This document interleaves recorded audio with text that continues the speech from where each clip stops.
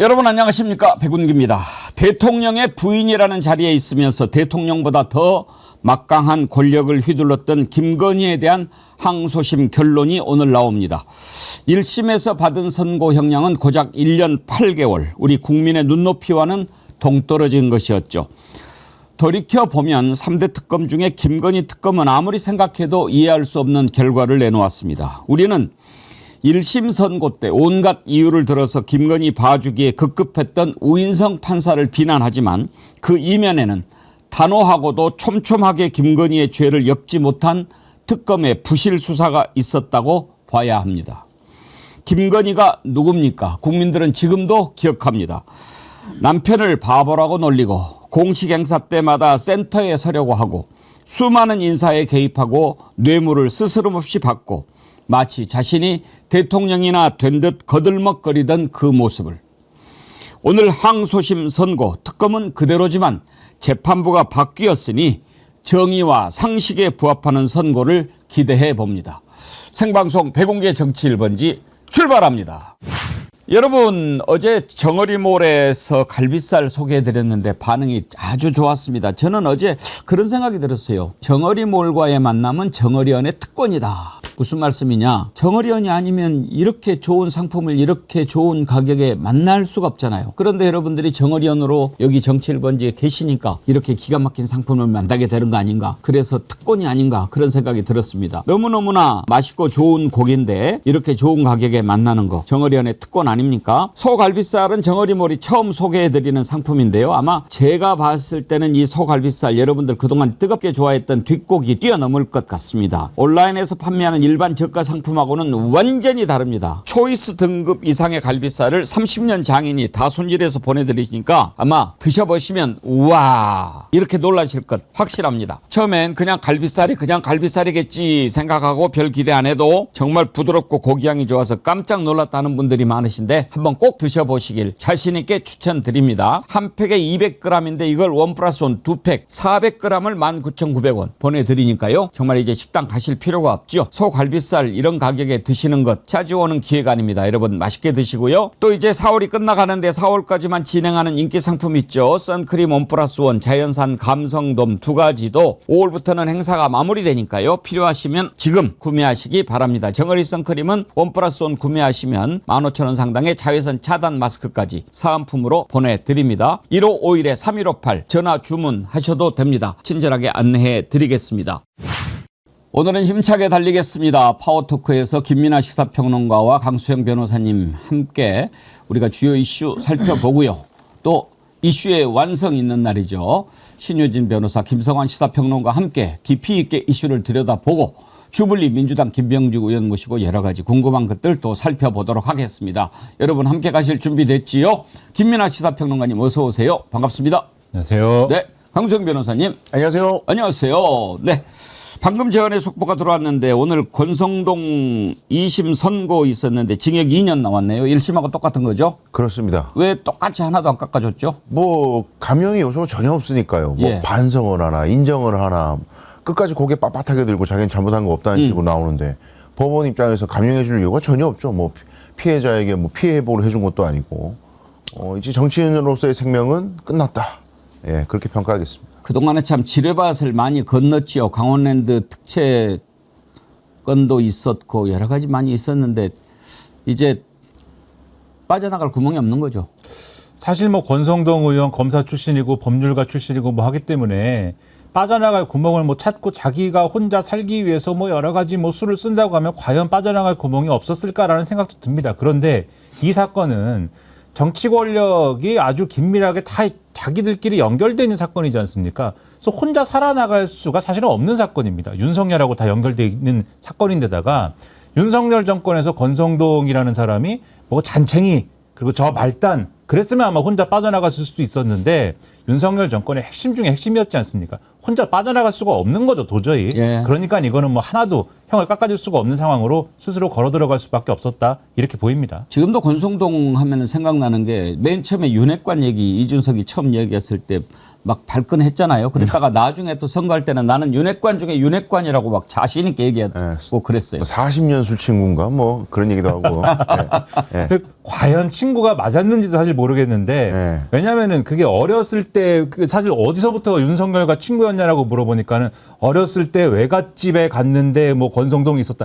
근데 우리가 외갓집에 가서 뭐 그 만난 친구를 어렸을 때 만난 친구를 뭐 기억하지는 않잖아요. 나중에 근데 그 친구를 검사가 돼서 만났다 이렇게 얘기하는 건데 그러니까 검사 시절에 만난 사람인데 정치권에 왔는데 그 사람이 있긴 있는데 사실은 그때도 친구는 아닌데 이게 국민의힘에 윤석열이 뭔가 뿌리를 내리려다 보니까 그때 이제 와서 정치적인 이해관계 때문에 도와줄게라고 해서 그때부터 친구 서사가 만들어진 것이지 무슨 친구겠습니까? 외갓집은 무슨. 그렇죠. 그러니까 사실 정치적인 어떤 그 이해관계 때문에 만난 사람들, 그러니까 사실은 몰입해 드린 거죠, 이 사람들은. 몰입해죠. 그야말로 몰입해죠. 자, 권성동 징역 2년. 자, 이제 그러면은 대법원에서는 법률심만 따지니까 2년 확정이라고 봐야죠. 거의 확정입니다. 예. 99.9. 그러면 이제 2년간 그리고 2년 징역 살고 나와서도 그 제한이 있죠. 출마 제한이 5년인가 10년인가. 5년 제한이 있을 거예요. 예. 예. 5년 뭐 제한이 있을 거예요. 끝났다고 봐야죠. 일단 한 사람 정리됐고. 네. 오늘 이제 김건희 2심이 있습니다. 김건희 2심도 오늘 이제 지난번 징역 1년 8개월 네. 선고됐는데 말이 안 되잖아요. 그럼요. 이번에 어떤 부분들에 대해서 재판부가 판단을 달리하면 형량이 달라집니까? 일단은 이제 큰 줄기가 이제 세 가지죠. 세 가지 줄기가 이제 명태균 뭐 여론조사 관련된 예. 거 있고요. 그다음에 도이치모터스 주가 조작 부분 있고, 그다음에 통일교 수수한 거, 뭐 선물 수수한 거 이런 것들이 있는데 일단은 도이치모터스하고 명태균 관련해서는 다 무죄 나왔고요. 그다음에 물건을 명품을 수수한 것도 샤넬 빠졌습니다. 샤넬 두 개의 뭐죠? 그라프 목걸이인가? 예, 그렇죠. 네, 샤넬 한 개가 빠졌죠. 그렇게 돼 있는데 샤넬 하나는 대통령 취임하기 전에 받았으니까 청탁이 아니라고 봤죠. 네, 이제 알선이라고 볼 수 없다. 공무원이 아니기 때문에 그렇게 봤는데 과연 이제 대통령 당선자를 갖다가 공직자로 볼 것이냐 말 것이냐. 이제 그게 쟁점이 될 거고요. 근데 지금 이제 우리가 관측 포인트는 그 선물을 줬던 사람, 줬던 놈 윤영호라든지 뭐 전달했던 건진이라든지 이 부분은 다 위법으로 지금 판결이 항소심에서 났습니다. 불법적인 용도로 종교 자금을 땡겼었다. 횡령으로 이제 처벌을 받았단 말이죠. 그럼 이게 불법적인 것이라고 이제 선판단이 내려진 건데 과연 대통령 당선자라는 것을 도식적으로 아직까지 임기가 시작되지 않았기 때문에 공무원이다 이렇게 볼 거냐 아니면 사실상 영향력이 매우 크기 때문에 어떻게 보면 권세가 제일 세죠. 인수위 구성하고 이런 경우에 그렇게 되면 공직자로 사실상 봐야 되는 거 아니냐 이런 전향적인 견해가 나오면 형량이 높아질 것이고 그다음에 더 제일 중요한 거 우리 국민들 제일 화나게 했던 주가 조작 관련된 부분 관해 가지고 특검이 결국은 그 방조죄를 추가를 했습니다. 1심에서는 방조를 기소를 안 했기 때문에 우인성 판사가 그 판결문에 보면 가장 열받는 이야기 미필적으로나마 나의 자금과 주식이 시세 조정 행위에 동원되었을 수도 있지 않을까라고 볼 여지가 없지는 않다. 나 힘들다, 참, 씨. 없지는 않은데, 그래도 이거를 공범들하고 다 주도 면밀하게 짜가지고 했다고 보기에는 자기도 모르는 거래도 좀 있고 하기 때문에 공모를 인정하기 어렵고, 그러면 방조는 어떠냐, 방조. 그건 검사들이 기소 안 했잖아, 특검이. 그러니까 나 판단 안 할래. 이렇게 됐거든요. 그래요. 그러나 이제 전주는 방조로 이미 이제 처벌된 사례가 있고 이번 항소심에서는 특검이 좋다 그러면 우리도 방조도 네, 추가로 기소하겠다. 추가했죠. 이렇게 넣었습니다. 그래서 이런 것들 다 판단이 달라지면은 그래도 1년 8개월보다는 훨씬 높아질 겁니다. 오늘 오후 3시에. 예. 지금도 생각나지만 우인성 부장판사 판결하는데 그걸 보면서 어떤 생각이 들었습니까? 참 애쓴다 애써 아주 봐주느라고 방금도 어렵다 하셨는데 네. 그때 판결 내용 들어보면 이러이러하면서도 이러이러함으로 이러이러해서 말도 안 되게 이렇게 하지 않았습니까? 한번 들어보시죠.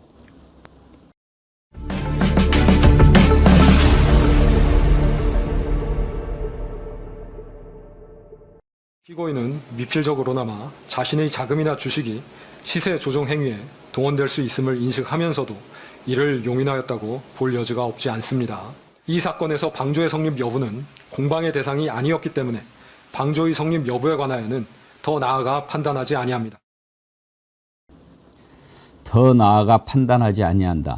나는 그거는 기소 안 했으니까 몰라. 이런 얘기 아니에요. 쉽게 좀 이야기하면 안 되나?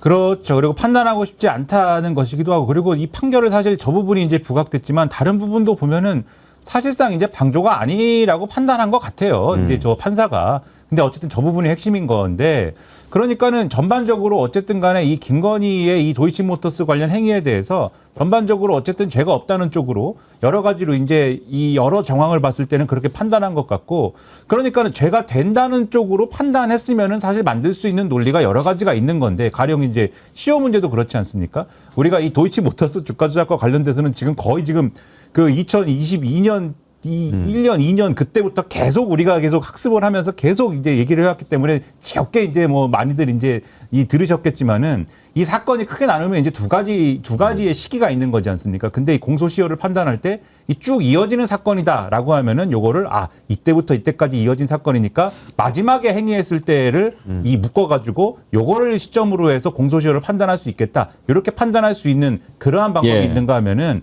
아니다. 이거는 각 행위별로 판단을 해가지고 요 이전에 일어난 것은 따로, 그 다음에 일어난 것 따로 이렇게 판단해가지고 앞에 건의 시효가 지났어 이렇게 판단하는 방법이 있고 이런 방법이 있는 건데, 이 판사는 굳이 이제 이 뒷부분에 앞에 거는 이제 우리 몰라 공소시효 지났어 그리고 뒤에 거는 뭐 별로 뭐 이게 뭐 없는 것 같아 이런 식으로 나눠갖고 지금 판단한 거거든요. 이런 것들에 이런 논리들이 다 들어갔어요. 그러면은 이 방조는 모르겠고 시효는 지났고 이런 식으로 판단하면 죄가 될 게 아무것도 없다라는 건데, 그러면 모든 법적 쟁점에서 다 김건희의 유리한 것만 지금 일부러 판단해 준 거 아니냐는 의심을 충분히 가질 수밖에 없는 거거든요. 어떻게 그럴 수가 있느냐, 그런 의심을 충분히 해볼 만한 거죠 지금. 또 한 가지 말도 안 되는 게 샤넬백 2개 받았는데 하나는 무죄 때렸던 거죠. 그것도 한번 판결 내용 들어보시죠.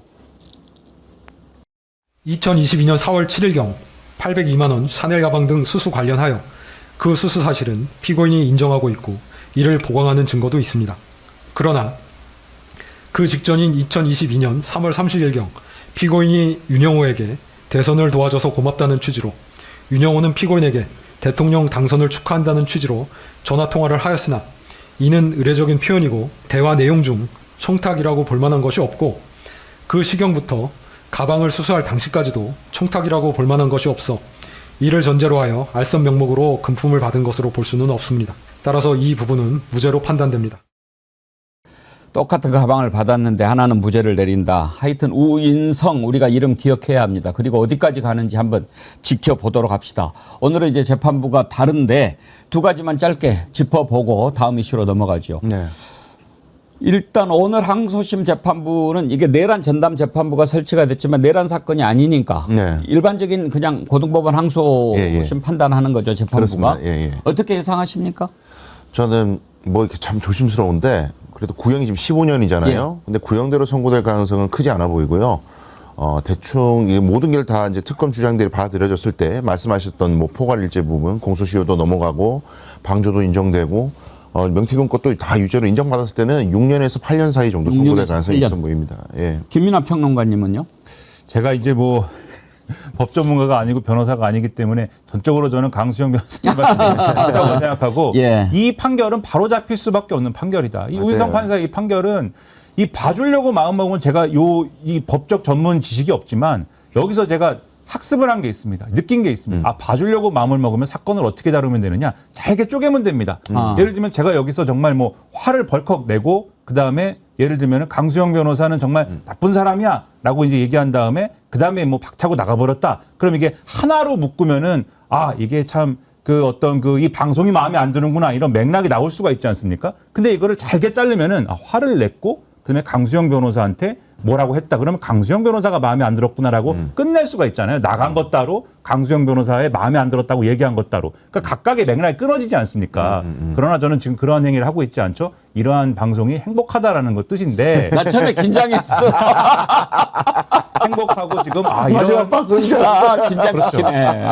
이런 방송 다시 없다 이런 마음으로 지금 방송을 하고 있다는 뜻인데, 어쨌든 이건 이렇게 사건을 하나하나 다 나누면은 맥락이 제거되기 때문에 다 처벌 대상이 아니게 돼요. 근데 지금 그런 방식을 쓴 것이기 때문에 이게 모든 이 유권자들 눈에 다 보이지 않습니까? 그래서 이번에 그렇게 하기는 어려울 것이다라고 저는 생각합니다. 평론가님 말씀하시는 저런 우인성 판사의 저 판결이 어쩌다가 튀어나왔을까를 궁금할 수밖에 없잖아요. 근데 저건 김건희 측 변호인 의견서에 적혀 있는 걸 다 베낀 거예요. 변호인 의견서에 저런 식으로 다 사건을 분절시켜가지고 의미를 다 분해해버리고 맥락을 다 끊어버리고 공소시효도 다 끊어버리고 했던 모든 주장들이 변호인 의견서에 들어가 있는데 그걸 그대로 베낀 겁니다. 예. 묵냥이 님이요. 김민하 평론가의 평론은 깊이가 다릅니다. 단편적인 현상만 보지 않고 바닥에 깔린 의도도 파악해서 평론합니다.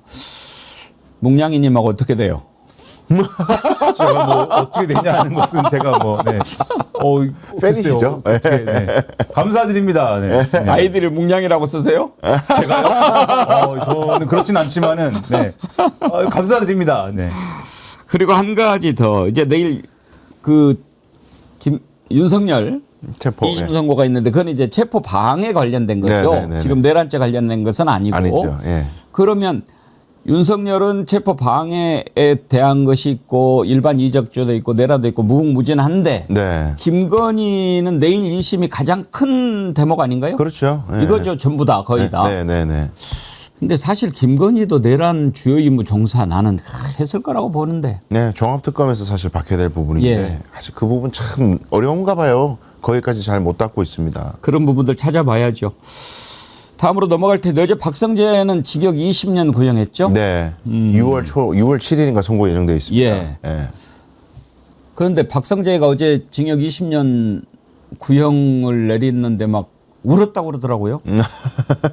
참. 악어의 눈물입니다. 악어의 눈물. 악어의 눈물이죠. 그야말로. 예. 자기가 못 말려서 죄송하다. 계엄을 뭐 그런 얘기인데 자기가 잘못한 걸 인정하면서 눈물을 흘리는 게 아니에요. 본인 법적으로 책임져야 될 부분은 계엄 이후에도 계엄을 적법하게 만들려고 문서 작성시킨 거 그리고 뭐 회의체 열려가지고 뭐 출입국 관련돼가지고 지시 내리고 교정 시설 같은 거 점검시키고 사람 가둘 수 있는 공간 확보하려고 그러고 이런 것들이 계엄을 막으려는 의사가 아니라 계엄을 오히려 돕고 일부분을 실행하려고 했다는 그런 부분이잖아요. 근데 이제 눈물 흘리는 거는 내가 그 전에 윤석열하고 친하니까 좀 만나가지고 좀 말릴 걸 그랬다. 죄송하다. 뭐 그런 건데 한편으로는 그 공판 다 끝나고 말이죠. 그 특검한테 막 뭐라 그랬어요. 당신들 검사 선수 다시 하라고. 나는 그따위로 살지 않았다.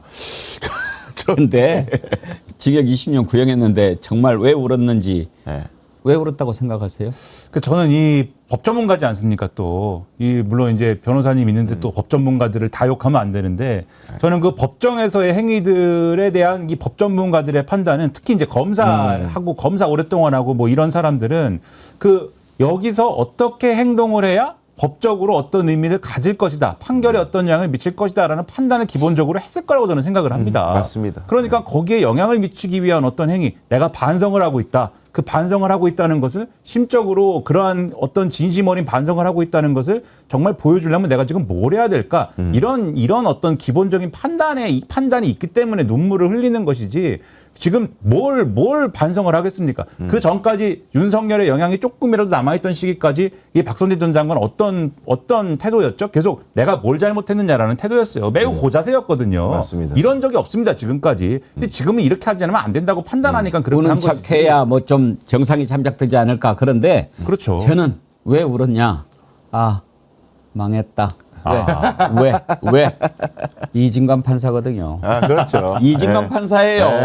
네. 이진관 판사인데 징역 20년 그러면 선고가 30년 나와요.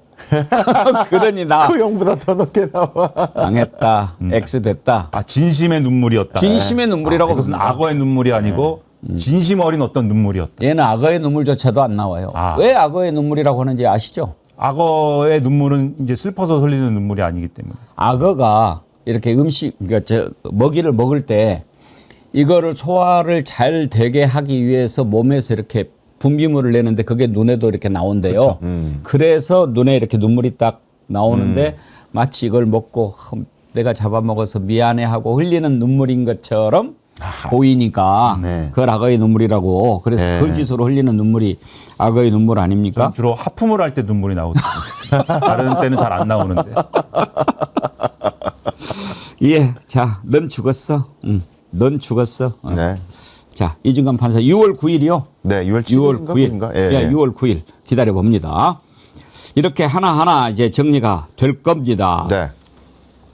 재판은 이 정도 하고 다음으로 넘어가겠습니다.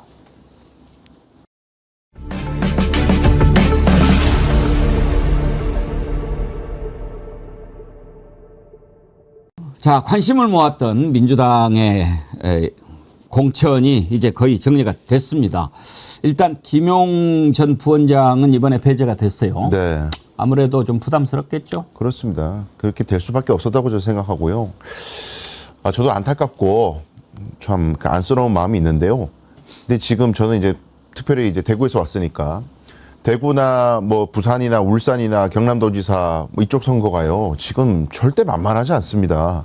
근데 이제 제가 우려되던 지점은 뭐였냐면은 이 민주당 의원들이 지금 지방선거의 승리를 어떻게 규정하고 있는가.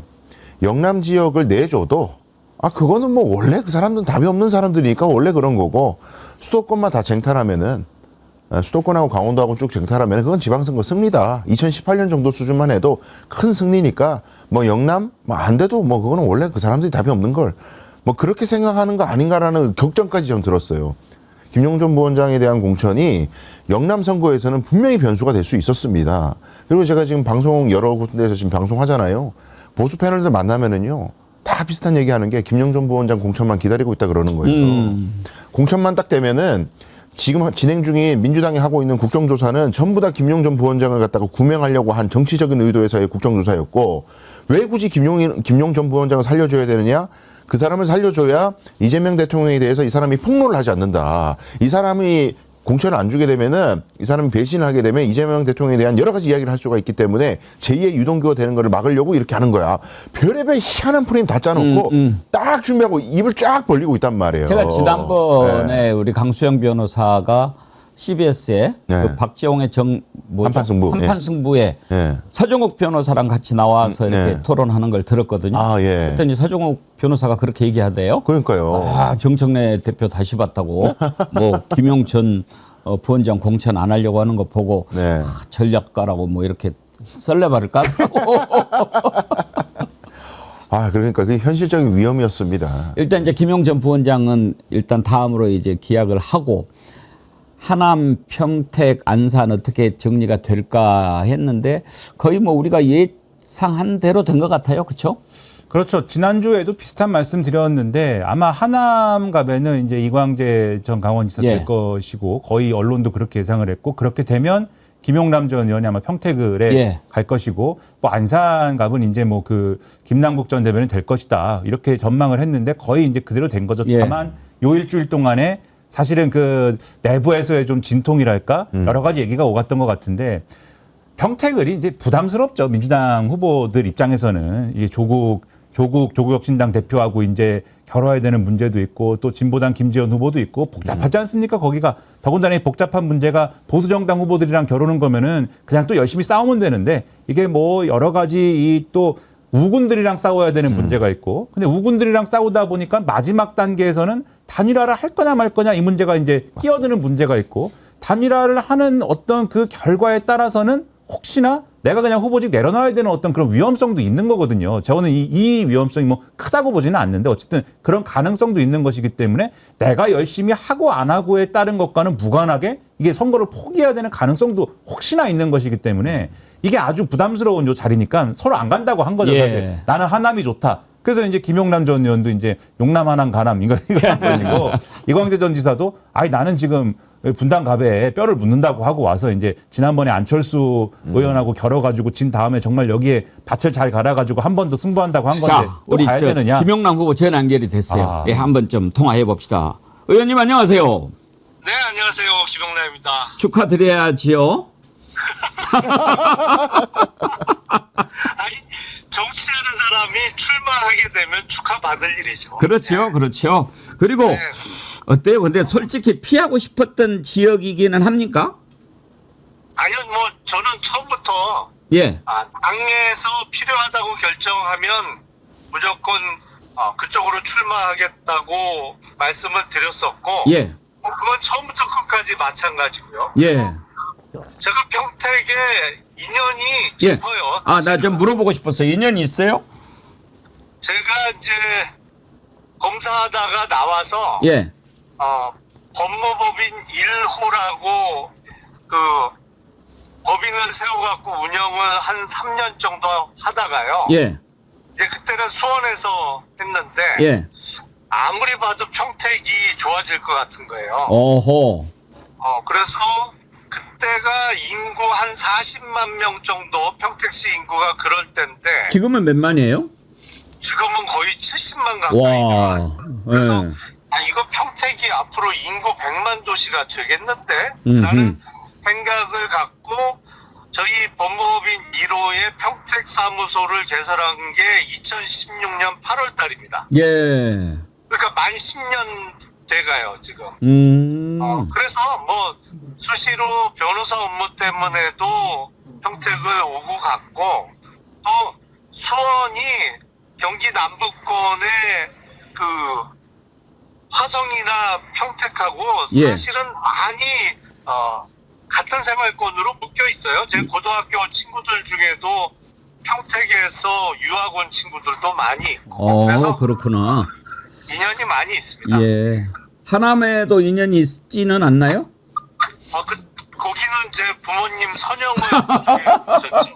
예. 그래요. 아무튼 이제 평택을의 후보가 되셨으니까 열심히 이제 하시기를 바라는데 혹시 그 조국 후보나 김재원 후보 이렇게 좀 뭐 통화하거나 만나기는 하셨나요? 아니요, 아직은 못 뵀네요. 선의의 경쟁하자 뭐 이런 이야기 한번 하셔야죠. 그럼요. 예. 예. 각자 뭐 저보다 앞서서 지금 뛰고 계십니다만 네.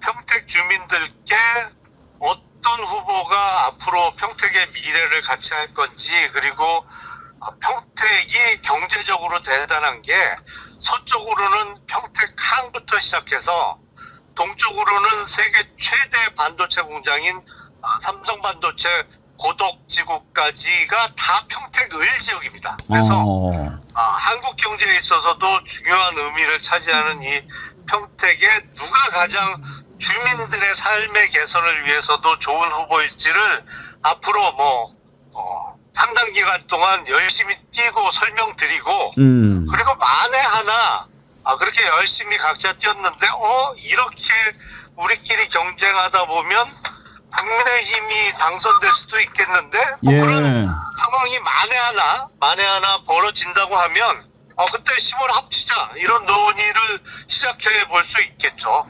말이 좀 빨라졌다는 댓글이 많이 올라옵니다.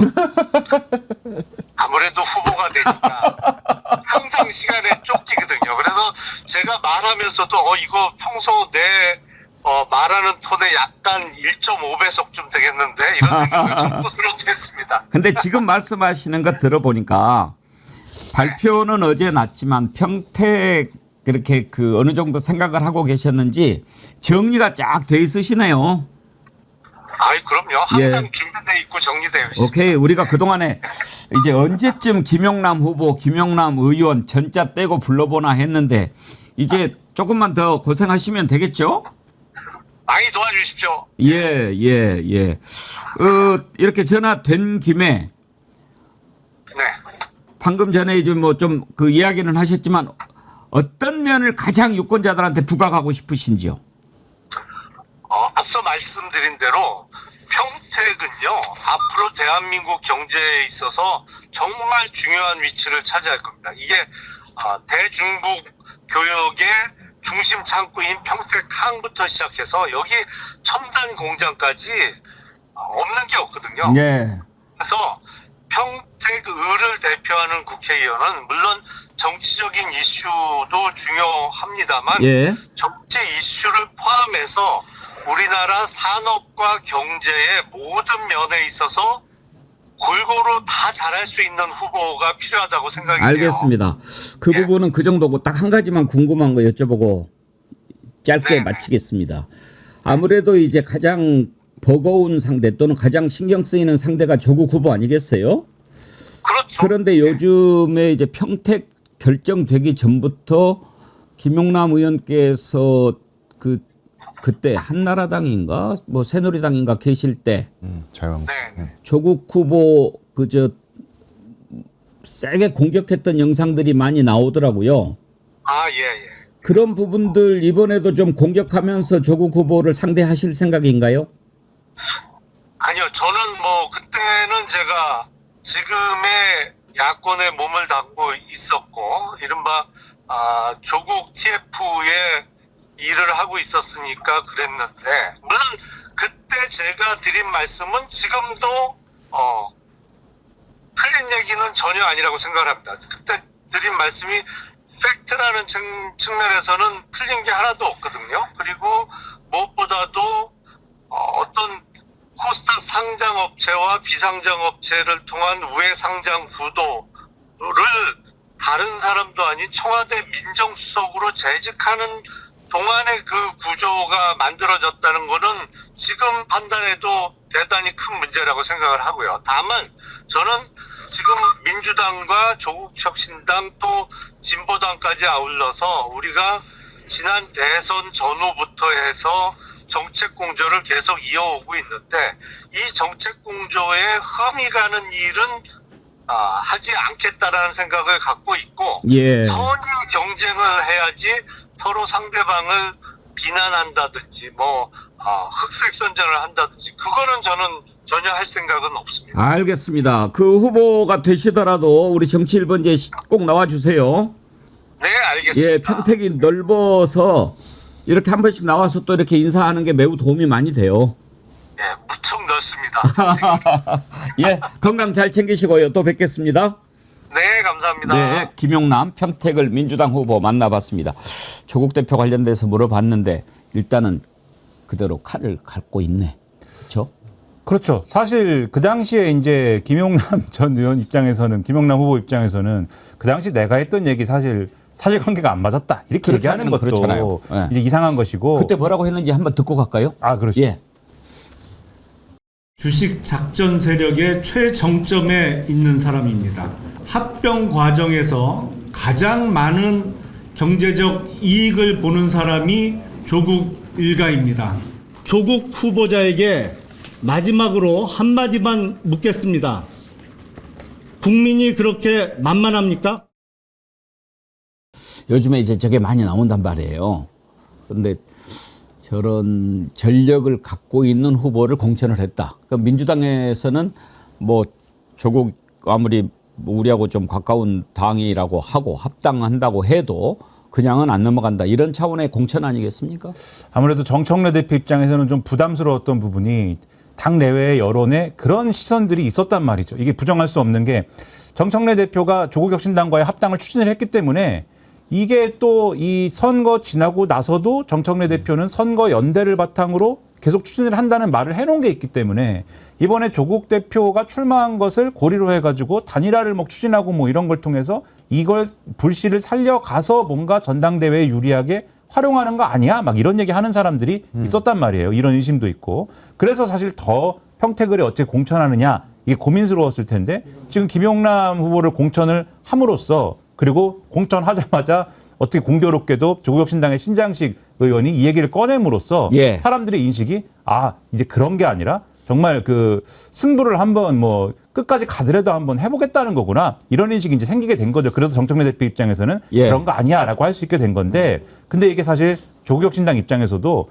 이 주제 가지고 처음에 얘기를 꺼내긴 했지만 이 주제 갖고 싸우긴 부담스럽거든요. 부담스럽죠. 선거에서 유권자들이 이거 가지고 싸우는 것에 관심 갖기 시작하면은 사실 유희동 후보 이런 분들이 이제 이 얘기 오히려 더 열심히 얘기할 거 아닙니까? 거죠. 예. 그러니까 사실 이게 중심적인 어떤 주제로 가기에도 사실은 난감한 선거일 거라고 봅니다. 이걸 또 다룰 수도 없고 안 다룰 수도 없고 막 그럴 거예요. 신장식 의원이 반성문을 쓰라고 그랬죠. 한번 들어보시죠.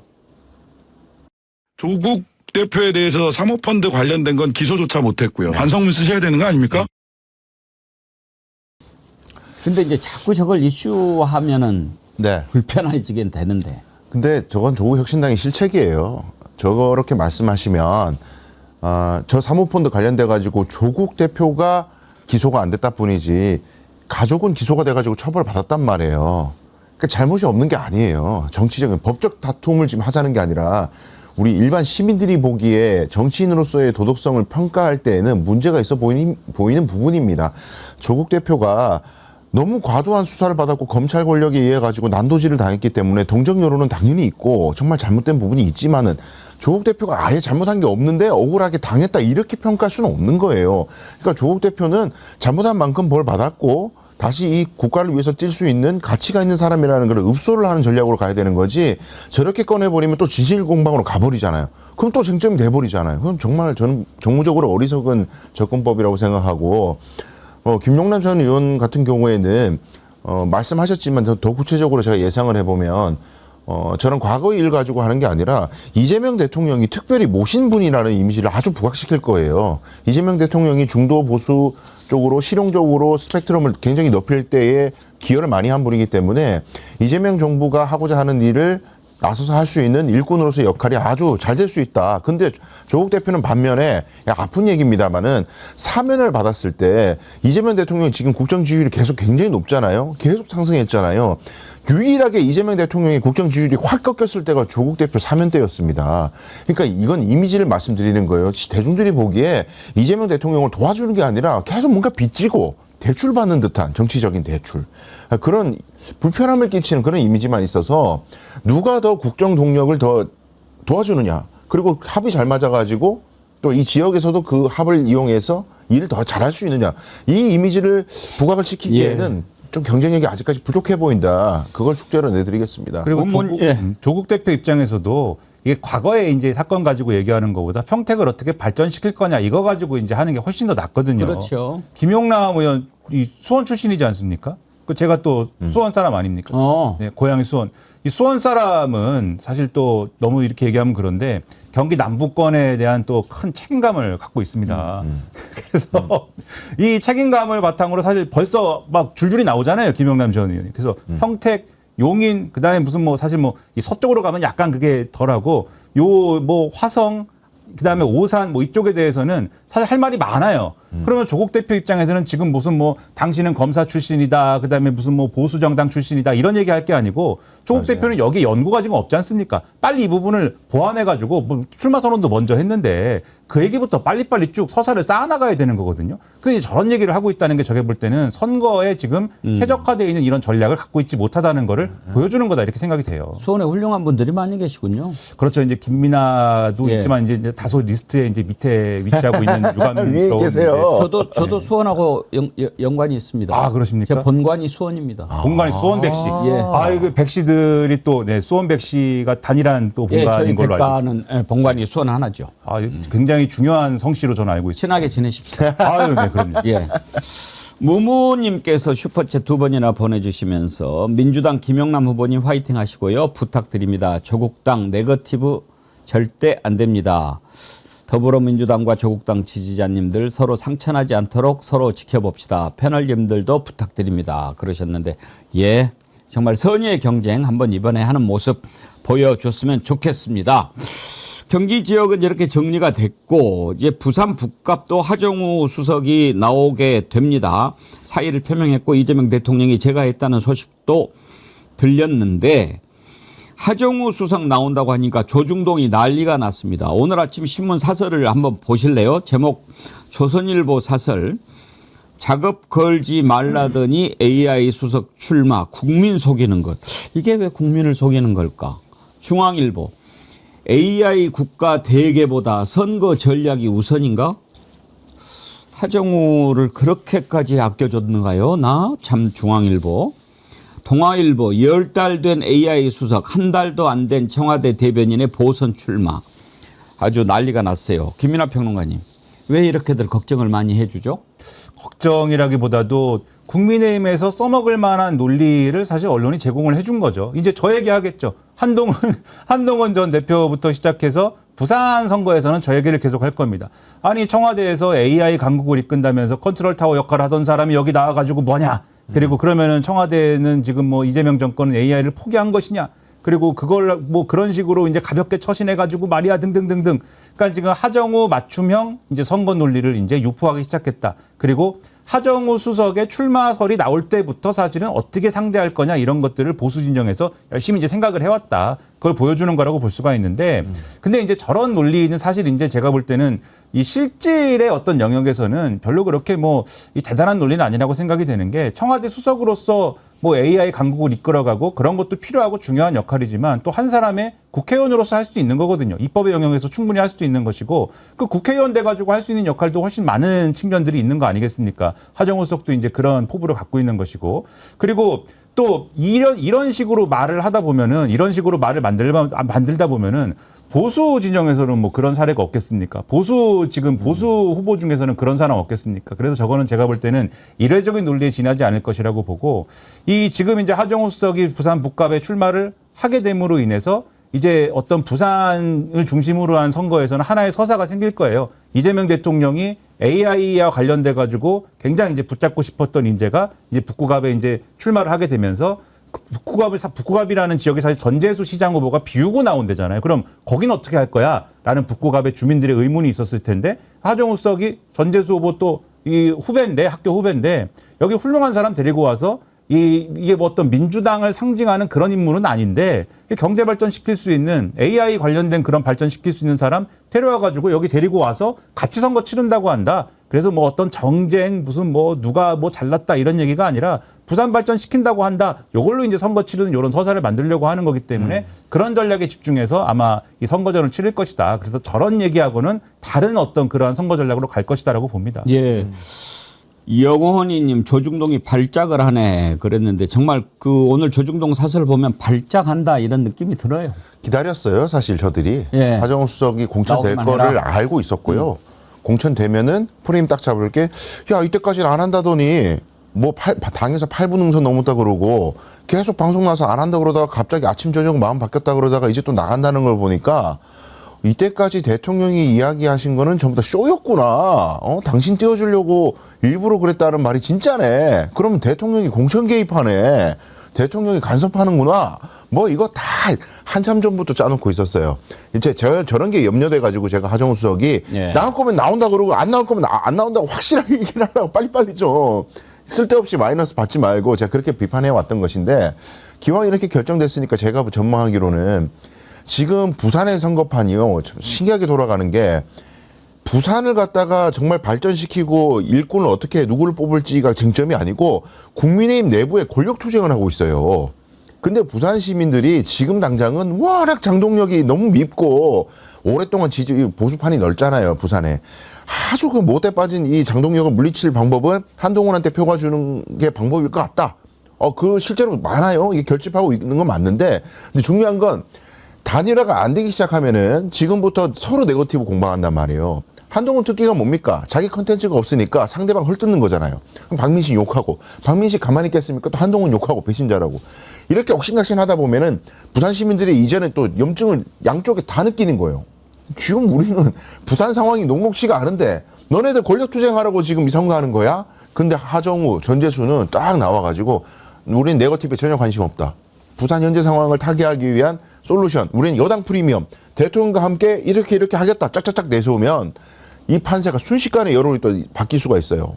저는 아주 그래도 기왕 이렇게 된 거 잘 될 수 있으리라고 봅니다. 판세가 어떻게 될지 궁금한데, 우리가 이제 목요일 날, 내일 모레는 여론조사 전문가 김봉신 메타보이스 대표 모시고 한번 좀 자세히 짚어보려고 합니다만은, 오늘 아침에 뭐 J2 인사이트랩 문화일보가 보도한 건데, 저는 처음 들어보는 여론조사 기관이에요. 그런데 전재수 43.9, 박형준 43.7, 0.2%포인트 차 초접전, 이런 여론조사 결과를 내놓았는데, 지금까지 나왔던 여론조사하고는 완전히 다르거든요. 아니, 차라리 박형준이 앞선다고 하지. 근데 혹시 김민하 평론가님은 이 J2 인사이트랩이라는 여론조사 기관 들어보셨어요? 뭐 우리가 들어본 여론조사 기관은 아니고, 근데 여론조사 기관들이 워낙 난립을 하기 때문에 여러 여론조사 기관들이 있죠. 근데 그 중에서 우리가 좀 신뢰감 있게 볼 수 있는 여론조사 기관들은 제한적인 것이고, 뭐 그 여러 여론조사 기관 중에 하나겠죠. 네. 네, 요거 정보가 나온 거는 여기가 7일날 등록했대요.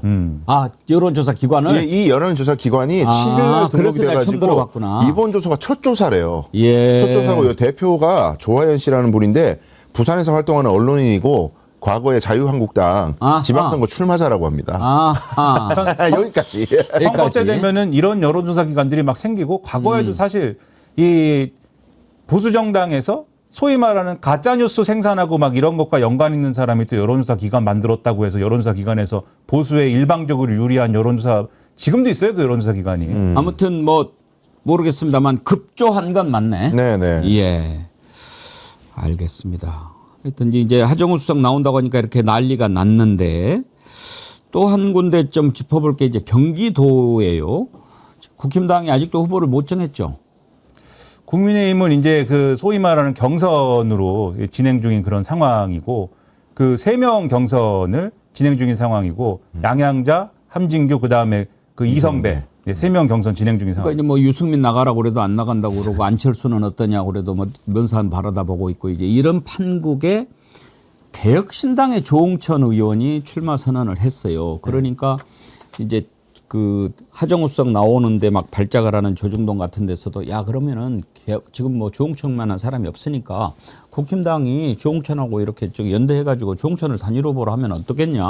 막 지금 이렇게 하는 것 같은데 제가 문득 조홍천 원래 박근혜 때 청와대 있다가 그다음에 민주당 갔다가 개혁신당 갔잖아요. 궁금한 게 혹시 두 분 기억나시는 왜 민주당 떠났죠? 저는 그 스토리가 기억이 잘 안 나는데.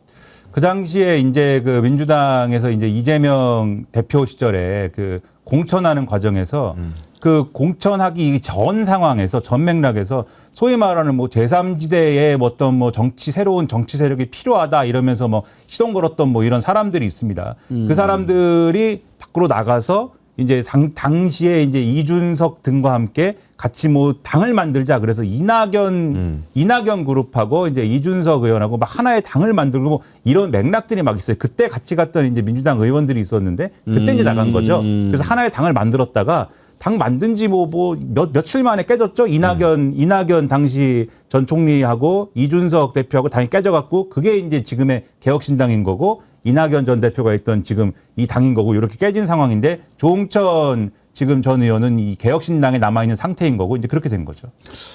이거 이상해요. 근데 이준석 대표가 아주 설득을 열심히 했다 그러거든요. 예. 출마를 해달라고. 근데 저는 그게 개인을 위한 어떤 딜이 있는 것 같습니다. 이제 여기 국민의힘하고 지금 경기도지사 후보를 국민의힘 스스로가 디스를 했잖아요. 가장 그나마 유력해 보이는 양양자 최고위원을 거의 뭐 아주 형편없이 평가절하했잖아요. 그래놓고 경기도지사 선거는 가장 큰 선거밭이고 사실. 근데 여기서 개혁신당을 굳이 그냥 침잠에 있던 사람을 끄집어내가지고 나 가자 나가지고 그렇게 한 게 뭔가 이준석 개혁신당 의원이 국민의힘으로 돌아가고자 하는 빌드업을 서서히 하고 있는 거 아니냐. 이제 지방선거 이후에 보수 정계 개편이 있지 않겠습니까?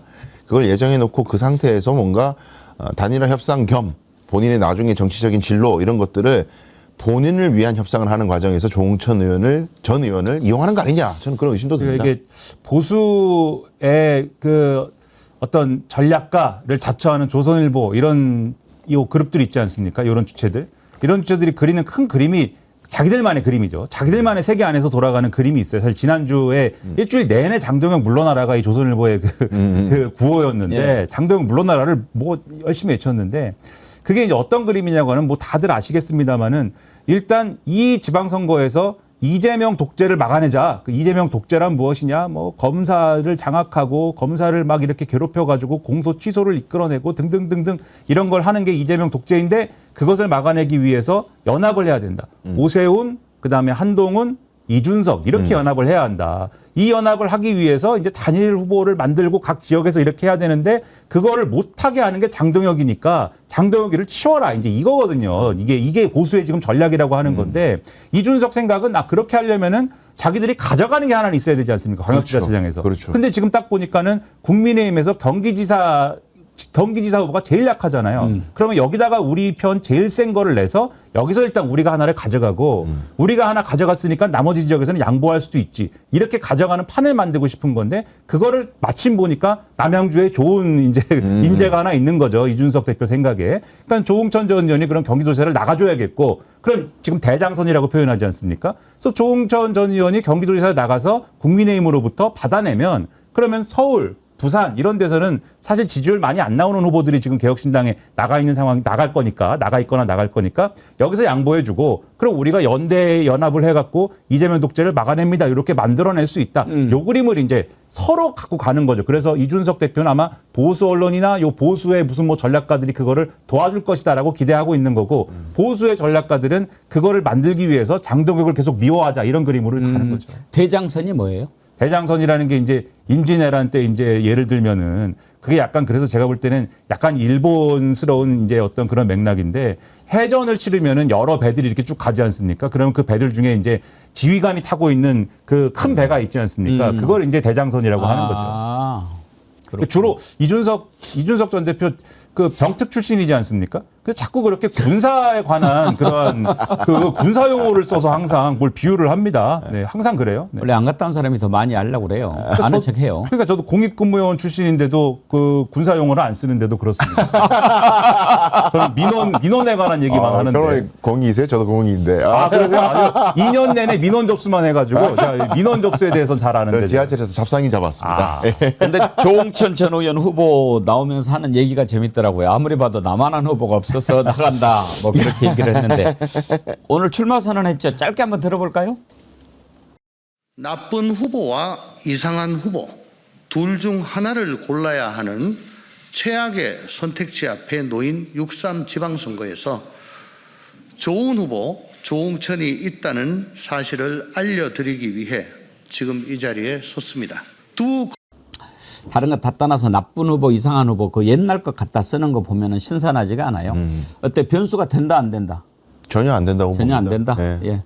이 선거라는 거는 이제 구도가 제일 큰 기본인데 지금 경기도에서는 저런 구도는 이제 안 먹히기 때문에 예. 왜냐하면 당이 뒷받침돼야 되는데 그런 구도가 아니지 않습니까? 저는 큰 어떤 흐름을 만들어내지는 않는다고 봅니다. 예. 오늘 이제 또 국정조사 특위 조작기소 국정조사 특위가 오늘 종합보고를 하는데 오늘 쌍방울의 김성태 전 회장이 출석해가지고 지금 증언을 하고 있는 것 같습니다. 뭐라고 얘기할지도 궁금하고 오늘 거기에 가 계신 분들도 꽤 많이 계신 것 같네요. 오늘 이슈의 완성에서 이 내용 좀 집중적으로 다뤄보도록 하겠습니다. 파워토크 함께해 주신 김민아 시사평론가님, 강수영 변호사님 두 분 수고하셨습니다. 고맙습니다. 감사합니다.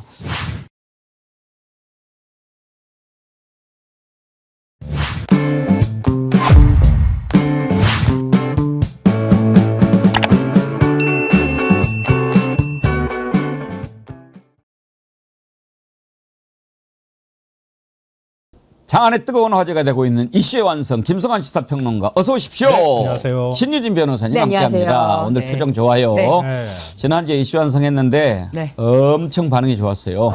좋습니다. 큰일 났네. 신유진 변호사님의 미모? 네. 점점 좋아지세요. 제가 네, 볼 때와 더욱 파이팅해서 네. 우리 김성환 평론가님의 그 이씨의 분석을 뒷받침하도록 하겠습니다. 네. 어제도 우리가 오늘 뭘 다룰까 네. 고민했잖아요. 네. 일단 첫 번째로 오늘 조작기소 국정조사 특위가 종합보고를 하고 이제 마치게 되잖아요. 네. 네.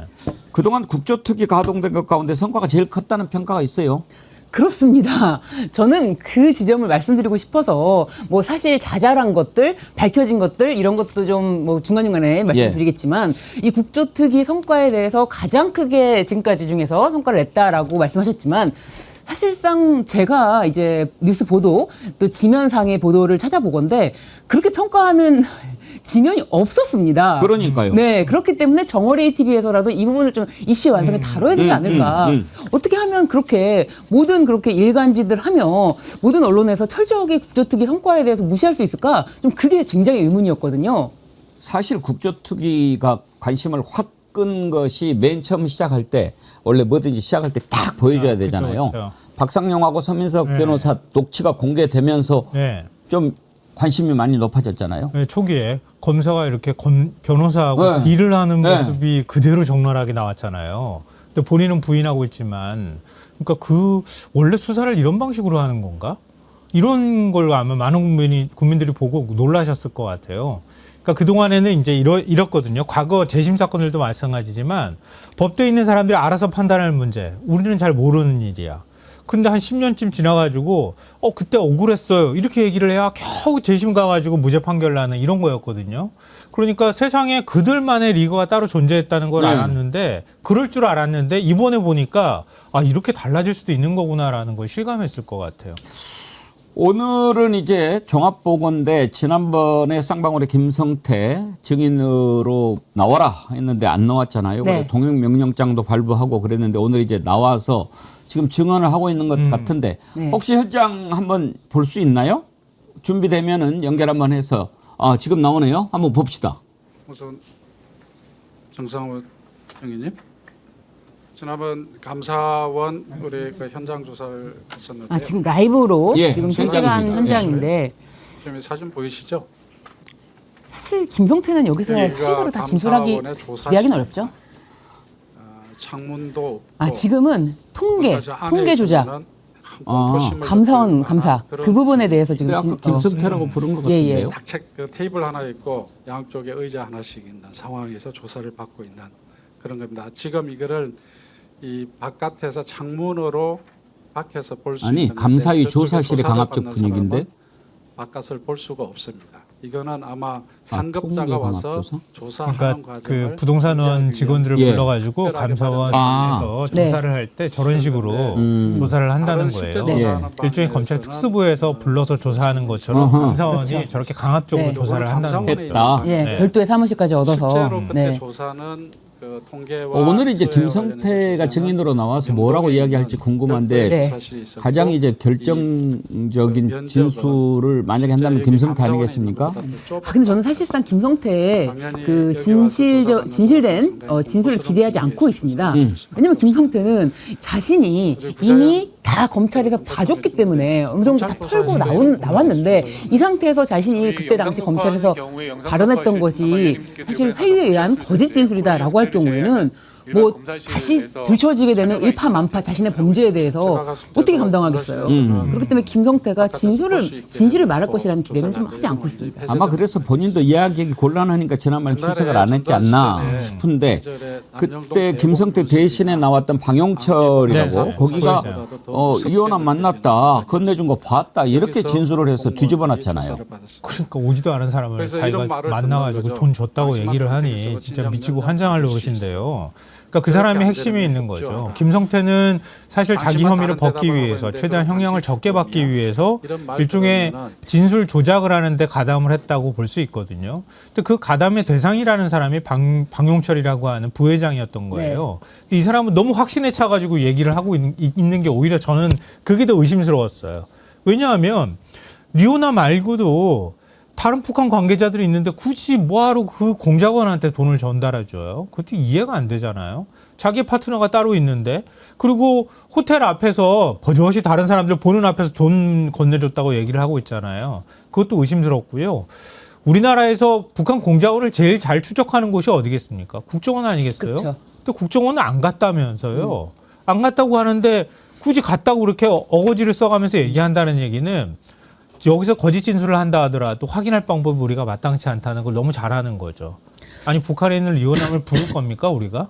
그러니까 그런 거에 대해서 지금 어디에 있어서 구멍이 있는지를 너무 잘 알고 있기 때문에 자기의 진술이 지금까지도 정확했다라고 주장할 수 있는 거라고 봐요. 게다가 이제 리오남이 그 필리핀에서 돈을 줬다는 그 시기에 중국에 있었다 그런 출입국 기록이 확인된다라고 했는데도 불구하고 이제 국민의힘에서는 아니 뭐 중국 그렇게 공작원이고 하면은 중국 들어가고 나가고 하는 거 전부 다 위조 요건으로 가능하다라고 했는데 이제 그 부분에 대해서도 중국은 이미 안면 인식이라든지 그리고 지문 이런 거로 이제 출입국이 관리가 되기 때문에 그렇게 여권 위조해서는 할 수가 없는 것이다. 이런 부분이 좀 밝혀진 부분이 있습니다. 이렇게 객관적인 기록에 의해서 밝혀진 부분도 있는데 그런 거는 일체 무시하고 아니 방용철이 직접 가서 리오남 안내해줬다는데 라고 하면서 방용철 진술만 딱 떼서 이 국조특위에서 봐라. 방용철 진술만 봐라. 이런 식으로 언론이 보도가 되면서 이 사실에 대해서 밝혀진 것, 객관적인 증거에 의해서 밝혀진 것 이런 것조차도 보도가 제대로 되지 않고 있다. 저는 그런 점에 좀 주목하고 싶습니다. 저는 이번에 국조특위 쭉 지켜보면서 가장 이해가 안 됐던 게 박상용 태도였어요. 신유진 변호사님 보시기에는 박상용이 왜 그렇게 뻣뻣한 태도를 계속 유지하고 있다고 보십니까? 박상용은 제가 봤을 때는 자신이 혼자서 이 모든 일을 꾸민 게 아닌데 자기만 여기 불려 나와서 어떤 진술을 하게 됨으로써 자신이 처벌 대상으로 완전히 이렇게 딱 지목이 되잖아요. 너무 그게 억울한 거죠. 어허. 그래서 계속 하고 싶은 말은 나는 다 보고했다. 나는 다 보고했다. 윗선에서 보고했다. 이 얘기를 계속하면서 사실상 국조특위에서 진술을 하지 않음으로써 방송을 돌아다니면서 하고 싶었던 가장 큰 이야기가 그거예요. 나 좀 살려줘네요. 네네. 나는 다 보고했고 나 혼자서 할 수 없는 일이다. 제발 그거를 알아라. 이제 그런 얘기를 간접적으로 하면서 뭐 자신이 아무런 뭐 잘못이 없다라는 식으로 말을 하는데 사실 박상용 검사의 녹취록도 사실 그 녹취록이 국조특위를 통해서 나온 거 아닙니까? 국조특위가 없었다면은 그렇죠. 그런 녹취록을 다시 한번 발견하겠다라는 그런 생각도 안 했을 거예요. 저는 정말 놀란 게요. 이 서민석 변호사가 사실 뭐 이제 여러 가지 뭐 공격받을 지점도 있었고 그런데 다른 걸 다 떠나서 본인도 억울함이 있었을 거 아니에요? 본인의 입장에서. 그렇다면은 야, 이걸 내가 어떻게 풀 수 있을까? 정말 골머리를 쓰다가 뭐 핸드폰에 있던 자신도 몰랐던 그런 녹취록이 세상 밖으로 나오게 된 거 아니겠습니까?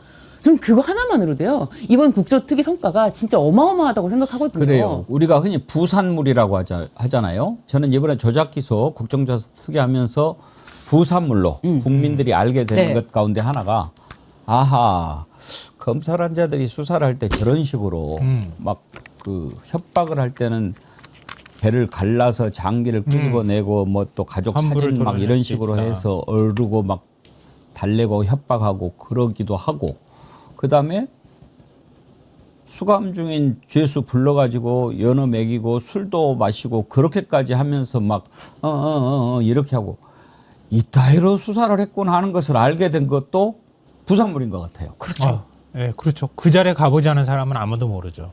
그러니까 일반 형사범 같은 경우에는 이런 식으로 조사 안 할 거예요. 그러니까 경찰 단계에 옛날에 우리 영화 나오는 것처럼 경찰 막 무슨 잠깐만 그런 다음에 카메라 가리고 난 다음에 진실의 방으로 진실의 방으로 그런 다음에 헬멧 씌워가지고 막 때리고 이렇게 하는 건 아주 옛날이나 있었던 방식인 거지 검찰이 이렇게 할 거라고 많은 분들은 상상을 못했을 거예요. 근데 이번에 보니까 불과 몇 년 전이란 말이에요. 몇 년 전에도 피의자 불러가지고 조사할 때 사실상 감금 상태에서 조사하다시피 해버리고 그리고 그 사람한테 내가 장기를 꺼낼지 환부를 도려낼지는 내 마음이야. 알아서 잘 판단해. 근데 조사한 내용이 있단 말이에요. 검찰이 어떤 방향으로 조사하고 있는지를 누구보다 잘 알고 있단 말이에요. 피의자 입장에서는. 아, 어떤 답을 나한테 원하는구나. 라는 걸 너무 잘 알고 있는 상황인데 그렇게 말하면은 당연히 검찰이 요구하는 대로 말을 들어줄 수밖에 없는 거잖아요. 그렇게까지 강압하다가 옛날에 학생운동 했던 사람들한테 고문할 때도 그렇게 했는데요. 막 고문하고 난 다음에 그 다음에 가족사진 보여주고 아니면 담배 한 개 피우고 난 다음에 아 미안해 이러면 사람이 갑자기 마음이 확 풀어진단 말이에요. 가족사진 보여주고 난 다음에 아유 좀 가족 보고 싶지. 옛날에 했던 방식을 그대로 갖고 와가지고 지금도 하고 있다고 보는 거예요. 그러니까 검찰이 어떻게 이렇게 수사를 할 수 있습니까? 그리고 그 정점에 있는 꼭지점에는 이재명 당시 대표가 있었던 거죠. 그러니까 그건 누구나 다 아는 사실이었단 말이에요. 그러니까 검찰이 수사 과정에서 어떤 행태나 어떤 일들을 벌여왔는지 이번에 국조특위를 통해 가지고 만천하에 다 공개가 됐다고 봐야 되는 거죠. 맞습니다. 이 정치 검찰 조작 기소 사건들에 대해서 이제 크게 이제 총 7가지 사건인데 크게 나누자면은 문재인 정권 당시에 고위층에 대해서 어떻게든 잡아보자 이런 게 있었고 그다음에 윤석열 대통령으로 만들어보자 이런 게 있었고 그리고 이재명 대통령 후보 당시 후보였죠. 2011년도부터 시작해서 그 사건을 어떻게 하면은 대통령에서 낙마시킬 수가 있을까 이제 그런 부분도 있었고요. 그리고 이재명 대통령이 되고 나서도 이제 이건 무조건 계속 끌고 나가서 꼬리를 시켜야 된다. 이런 식의 흐름이 있었던 거예요. 이게 정치 검찰이 아예 혼자서는 못했다라고 보여지는데 저는 언론과 합작품이라고 생각을 합니다. 검찰도요. 언론과 이렇게 합작이 되지 않으면요, 그 힘을 밀고 나갈 수가 없어요. 추진력을 받을 수가 없어요. 그래서 2021년 9월부터 이제 9월 무렵에 도이치모터스 사건도 이제 수사가 됐고, 그리고 그 당시에 이제 쌍방울 사건도 막 수사가 되는데, 대북송금 사건도 수사가 됐는데, 2021년 9월 무렵에 쌍방울 대북송금 사건을 수사를 담당했던 1기 수사팀이라고 보는 김태훈 검사장이 이번에 나와서 국조특위에서 또 진술을 한 게 있어요.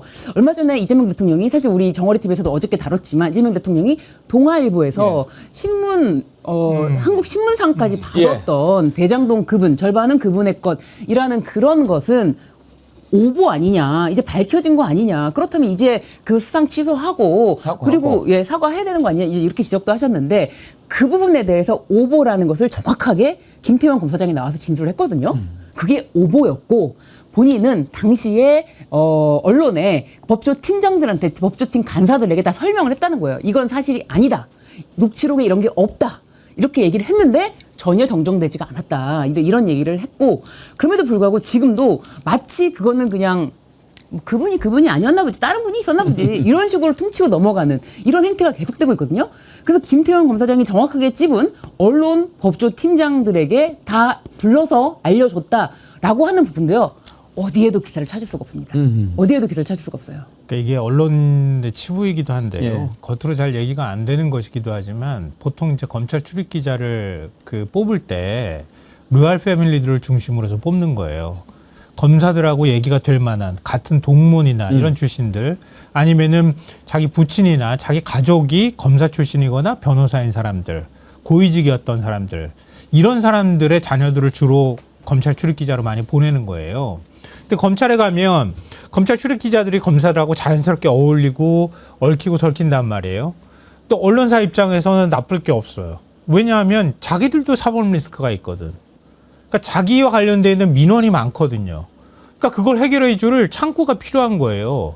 검찰 출입 기자들이 그 창구 역할을 하는 거예요. 그러니까 검찰 특수통이나 이런 사람들이 언론사 치부나 이런 것들을 알고 있음에도 불구하고 그 기자들하고 사실상 딜하듯이 서로 정보를 주고받는 작업들을 하는 거예요. 그러니까 검찰 출입 기자들을 그렇게 뽑는 거거든요.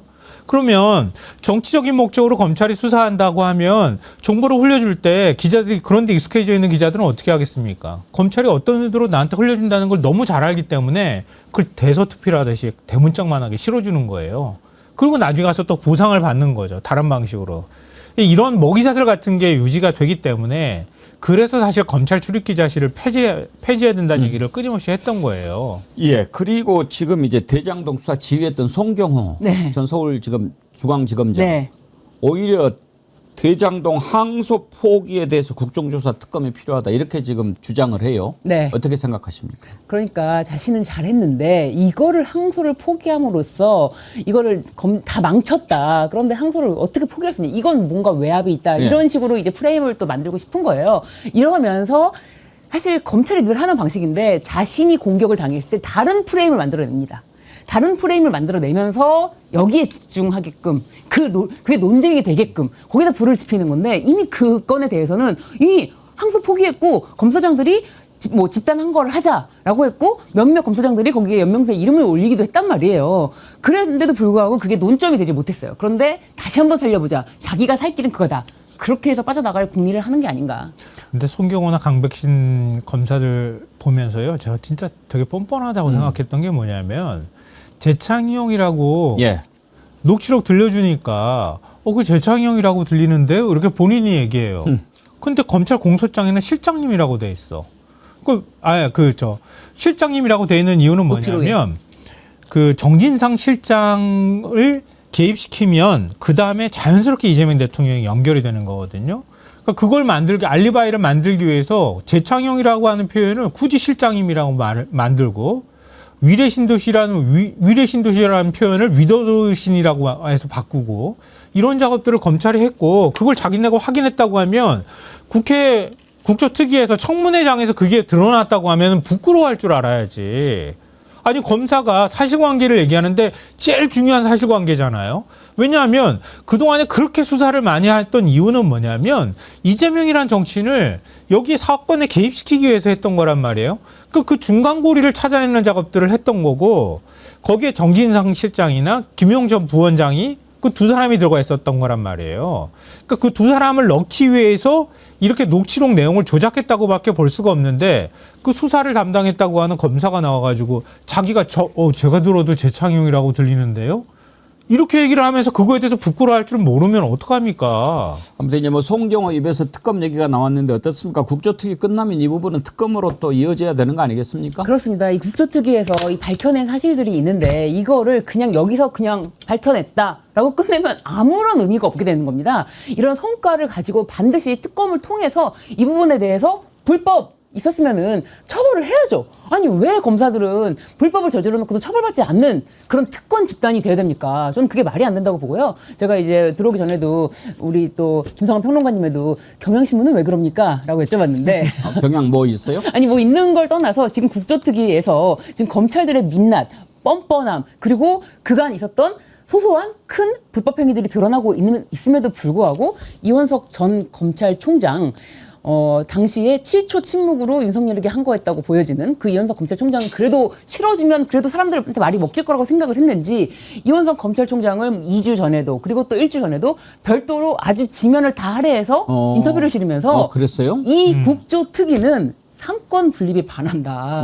이 국조특위는 잘못된 거다.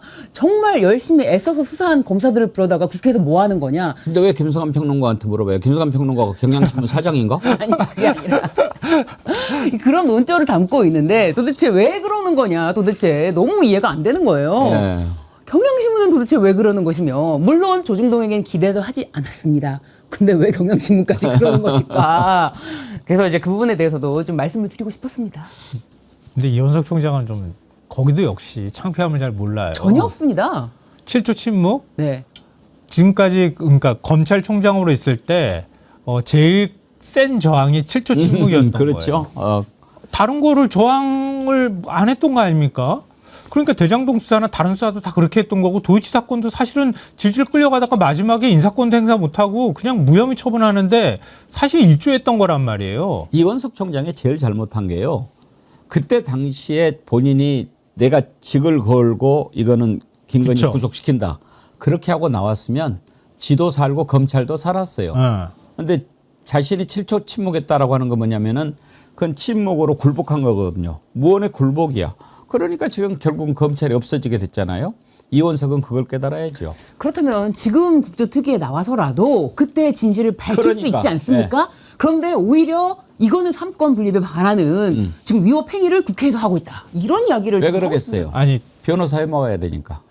근데 제가 제일 황당하다고 생각하는 이유는 뭐냐면요. 검찰은 어디 소속이죠? 행정부 소속이잖아요. 자기네가 윤석열이 집권했을 때 윤석열의 입맛에 맞게 수사를 했던 거잖아요. 그러면 지금 국회에서 하는 행동은 만약에 상권 분립이라고 하면 국회에서 특히 민주당이 이재명 대통령을 공격하는 게 되는 거잖아요. 이게 논리상 말이 됩니까? 그리고 검찰은 자기들이 무슨 별도의 어떤 그 상권에 해당이 된다고 지금 착각하는 모양인데 행정부 소속이에요, 검찰은. 행정부 소속으로서 자기가 공무원으로 자기가 일을 하고 있는 거예요. 근데 마치 검찰은 어디 별동대처럼 별도에 있는 조직인 것처럼 그렇게 말하는데 세상에 검찰이 하늘에서 뚝 떨어져서 내려왔습니까? 그럼 하늘에서 뚝 떨어진 검찰은 그러면 왜 윤석열 눈치 보면서 윤석열 밑에서 빌빌 기면서 그러고 그동안에 수사했어요? 말도 안 되는 주장을 하고 있는 거예요. 그러니까 떠들 자격도 없고 논리적으로 더 맞지 않는 얘기를 지금 하면서 얘기를 하고 있는데 뭐 예를 들면 100번 양보해서 판사를 불러가지고 민주당이 그 공소 취소하든가 아니 재판 과정에서 아예 그냥 무죄 선고를 해버리라고 하면 그러면 개입했다고 주장할 수는 있겠지만 검사가 수사를 잘못해가지고 조작했다고 하는 부분에 대해서 입법부에서 불러서 청문회를 하는 걸 청문회가 원래 그런 제도인데 청문회 하는 거를 그걸 재판 개입이라고 얘기하는 건 사법부 뒤에 검찰이 숨는 거나 마찬가지라고 봅니다. 예. 아무튼 이제 국조특위가 마무리가 됐는데 끝나고 또 특검으로 이어져서 어떤 진실들이 나올지 보도록 하겠습니다. 다음 이슈를 완성을 해볼까요? 두 번째 우리가 잡은 이슈는 이제 정동영 장관이 지난달에 외통위에서 북한의 구성 지역 우라늄 시설을 언급하지 않았습니까? 이걸 가지고 이제 미국에서 뭐 정보 공유를 제한했다. 뭐 이러니까 지금 국힘이 이제 막 벌떼처럼 달려들어서 정동영 장관 물러나게 해야 된다라고 하고. 근데 이걸 우리가 이제 짚어보려고 하는 이유가 이거 다 이미 알려졌던 건데 왜 이걸 가지고 난리를 치는가. 그리고 미국이 지금 분명히 한 발 개입했거든요. 그거 왜 그런 거냐. 지금 중동전 치르는데 뭐 와서 뭐 이거 해라 저거 해라라고 하는데 우리가 지금 말을 안 들으니까 이런 식으로 하는 건가? 또 거기에 뭐 쿠팡 사태까지 겹쳐가지고 쿠팡으로부터 돈 받아 먹은 자들이 뭐 신변 보호해라 이런 식으로 지금 개입하고 이렇게 나오는 상황이란 말이에요. 이걸 한미 동맹의 균열로까지 볼 수 있는 상황인지 이런 걸 한번 우리가 오늘 완성을 해봅시다. 뭔가 한미 동맹 그것은 이 트럼프라고 하는 자가 나와서 별 날지를 하면서 이미 불편해진 거예요. 네. 지금 한미 관계가 좋은 게 오히려 이상한 거 아니에요? 미국의 지금 행태가 어떤지 많은 분들이 보셨잖아요. 트럼프 대통령이 얼마나 지금 사실은 제정신 가지고 정치를 하고 있다고 보기도 어렵잖아요. 오히려 이거는 제 얘기가 아니라 미국 민주당이나 심지어는 공화당 쪽에서도 얘기가 나와요. 아니 오죽하면 자기가 예수인 것처럼 이러고 나오잖아요. 이게 오히려 미국하고 갈등이 없는 게 이상한 거 아닙니까? 근데 제일 중요한 건 뭐냐면 한국에서 어떤 부분에 대해서 여론이 민감하게 반응하는지 누군가 알고 그걸 가지고 활용하고 있다고 하는 거예요. 핵심은 제가 볼 땐 거기에 있는 거예요.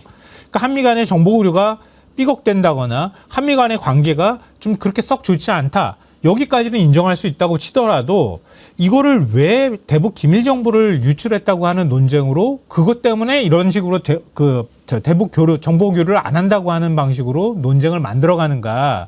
이건 저는 미국 정보기관이나 미국 정부의 일종의 공작이 있었던가 아니면 뭐 우리 정부 내에도 행여나 그런 사람이 있다고 하면 예를 들면 자주파하고 동맹파 사이에 무슨 갈등이 있다 이렇게 하는데 그거를 만약에 그런 방식으로 여론을 만들기 좋다고 해서 누군가 흘려보냈다고 하면 우리 정부에 있으면은 반드시 찾아내야 한다고 보고 미국 정부에서 그걸 정보를 가지고 조작을 한다고 하거나 공작을 한다고 하면은 우리가 거기에 휘둘리면 절대 안 된다라고 봅니다. 네, 맞습니다. 이 동맹, 한미동맹 이야기만 나오면은, 우리가 미국이랑 한미동맹 깨지면 안 되지. 이런 국민들의 그냥 막연한 불안감, 그거를 자극하려고 하는 건데요. 그거를 자극하면서까지 얻는 게 무엇일까? 물론 미국이 우리나라 길들이기, 이런 거를 통해서 사실 말 안 들으니까 이렇게 어떻게 저렇게 한국을 압박하는 모든 방법을 써보자. 뭐 이런 아이디어도 있고, 그리고 또 한 가지가 또 이 상황에서 왜 브런슨 사령관 이런 사람이 우리나라에 왔을까? 브런슨 사령관은 미국에서 청문회 당시에 한국은 대중국을 상대하기 위한 항공모함 같은 곳이다. 이렇게 발언을 했단 말이에요.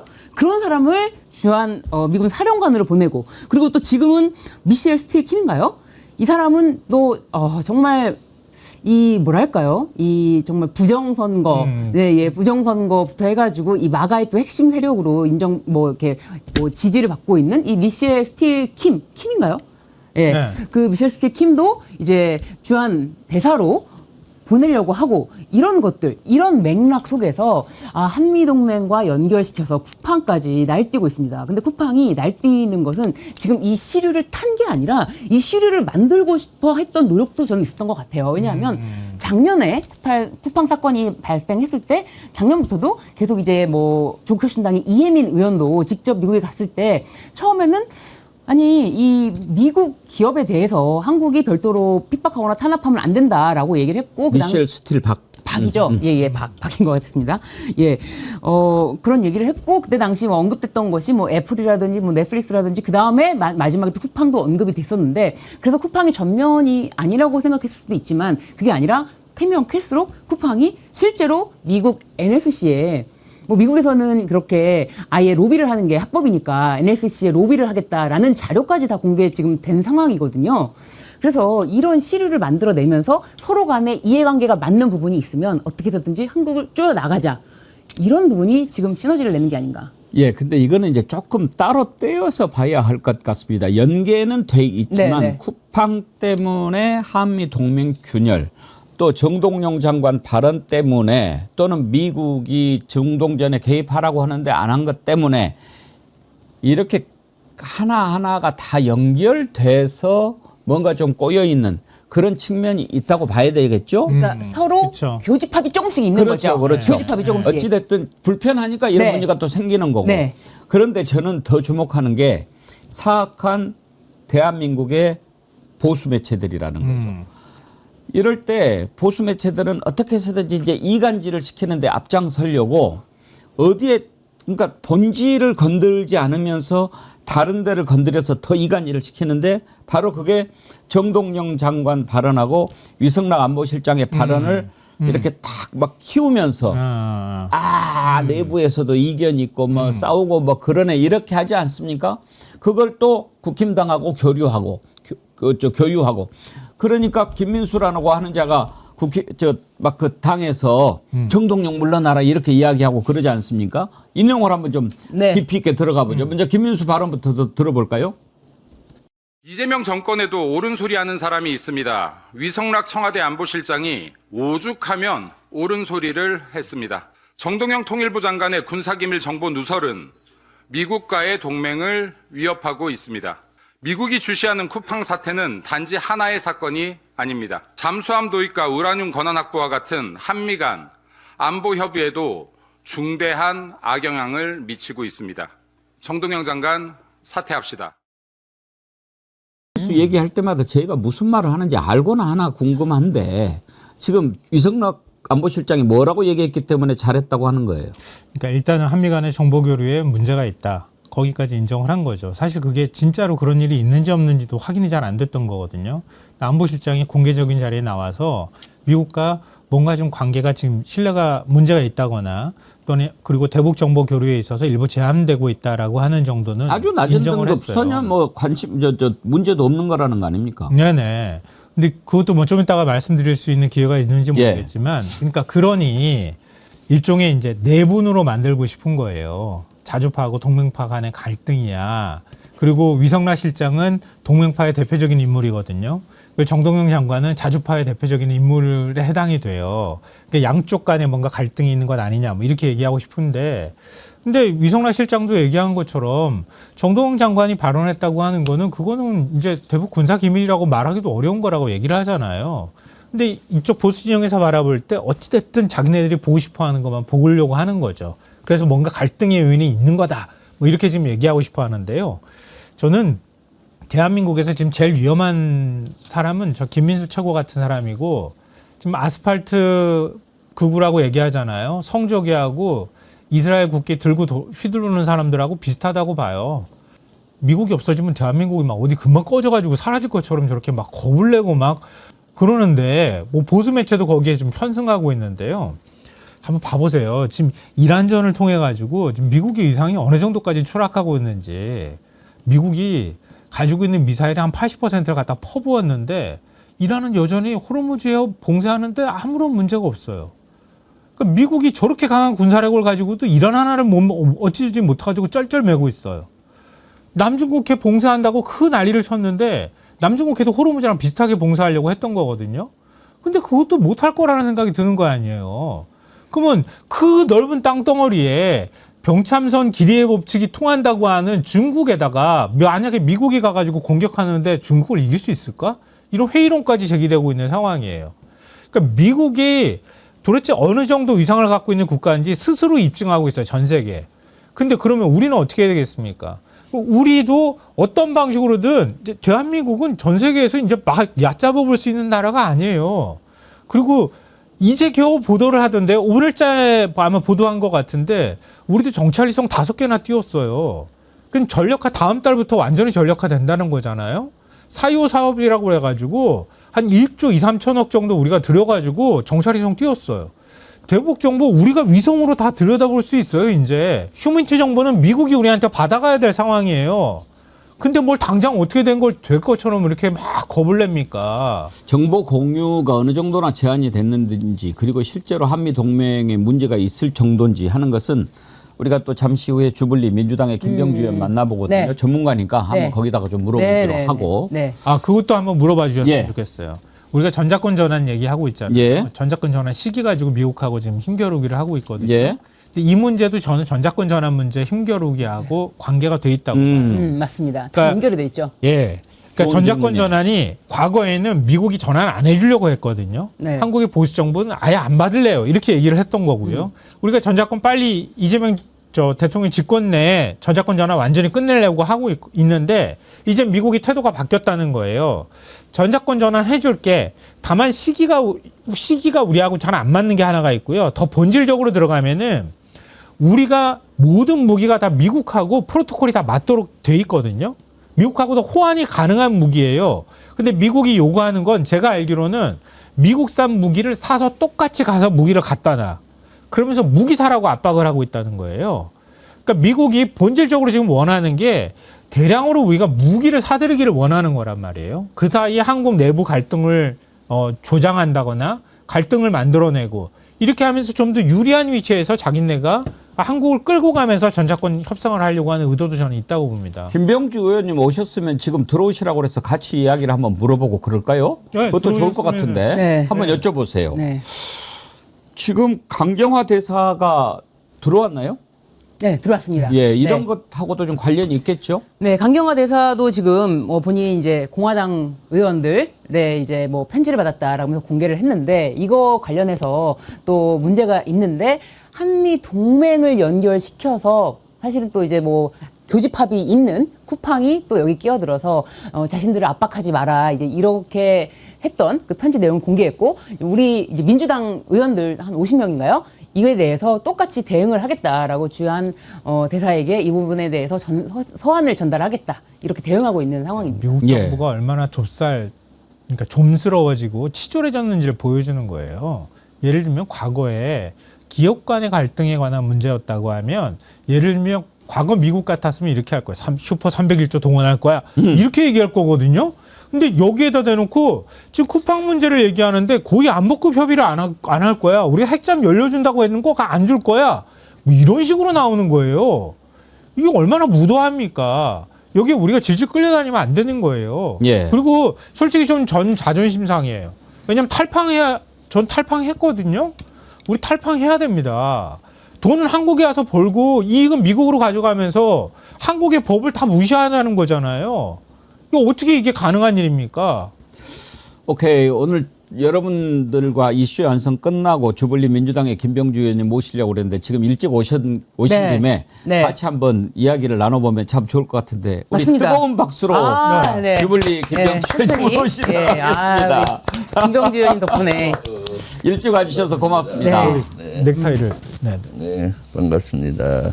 의원님 지금 네, 두 분하고 같이 얘기를 하는데 네, 이따가 여쭤봐야 되겠다 했는데 마침 일찍 와주셔가지고 네, 잘 됐어요. 궁금해하는 것이 있는데 네. 먼저 그걸 좀 여쭤보고 그다음에 네. 원래 우리가 또 준비했던 거 한번 여쭤보고 싶은데요. 한미 정보 공유 제한이 지금 논란이 되지 않았습니까? 네, 네. 실제로 정보 공유 제한은 조금 있기는 있었던 것 같은데 그게 어느 정도 수준인가요? 뭐 그거는 큰 의미가 없다고 봐요, 저는. 그렇습니까? 왜냐하면 정보 공유 제한은 수시로 있다가 풀기도 하고 그래요. 아. 특히 지금은 미국이 중동 전쟁을 하고 있어서 우리나라뿐만 아니라 여러 나라에 좀 더 많이 제한할 거예요, 동맹국에. 왜냐하면 여기서 이루어지는 북한에 보는 정보든 뭐 이런 것도 예를 들어서 얼만큼 공유하느냐에 따라서 중동에 영향을 줄 수가 있잖아요. 예를 들어서 모든 아마 전력은 중동에 포커스를 맞출 거예요. 중동 전쟁에. 그런데 평소 주던 정보량을 보다 좀 적다? 그러면 이쪽에 인공위성을 저리 돌린 거 아니야? 예. 이렇게 되잖아요. 그럼 저쪽에 먼 전력이 부족하다. 이런 게 나오는 거예요. 지난번에 사드나 패트리어트 탄약이 간다 뭐 이런 얘기가 있었잖아요. 예. 그럼 저기 탄약이 부족하구나.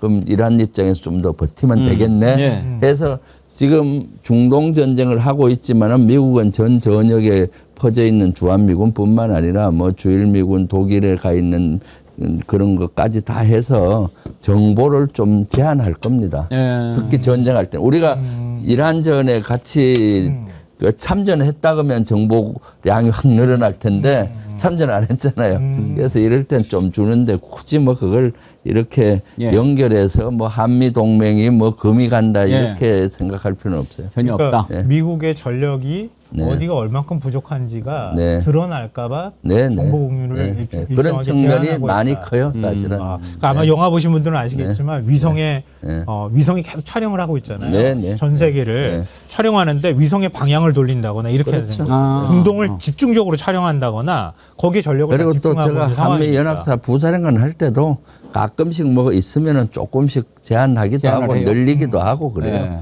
저도 그렇잖아요. 저도 최고위원 할 때 최고위원 회의 갔다 오면은 저희 의원실에 공유를 하는데 공천 문제라든가 아하. 이런 거 있으면 오늘은 공유 안 한다.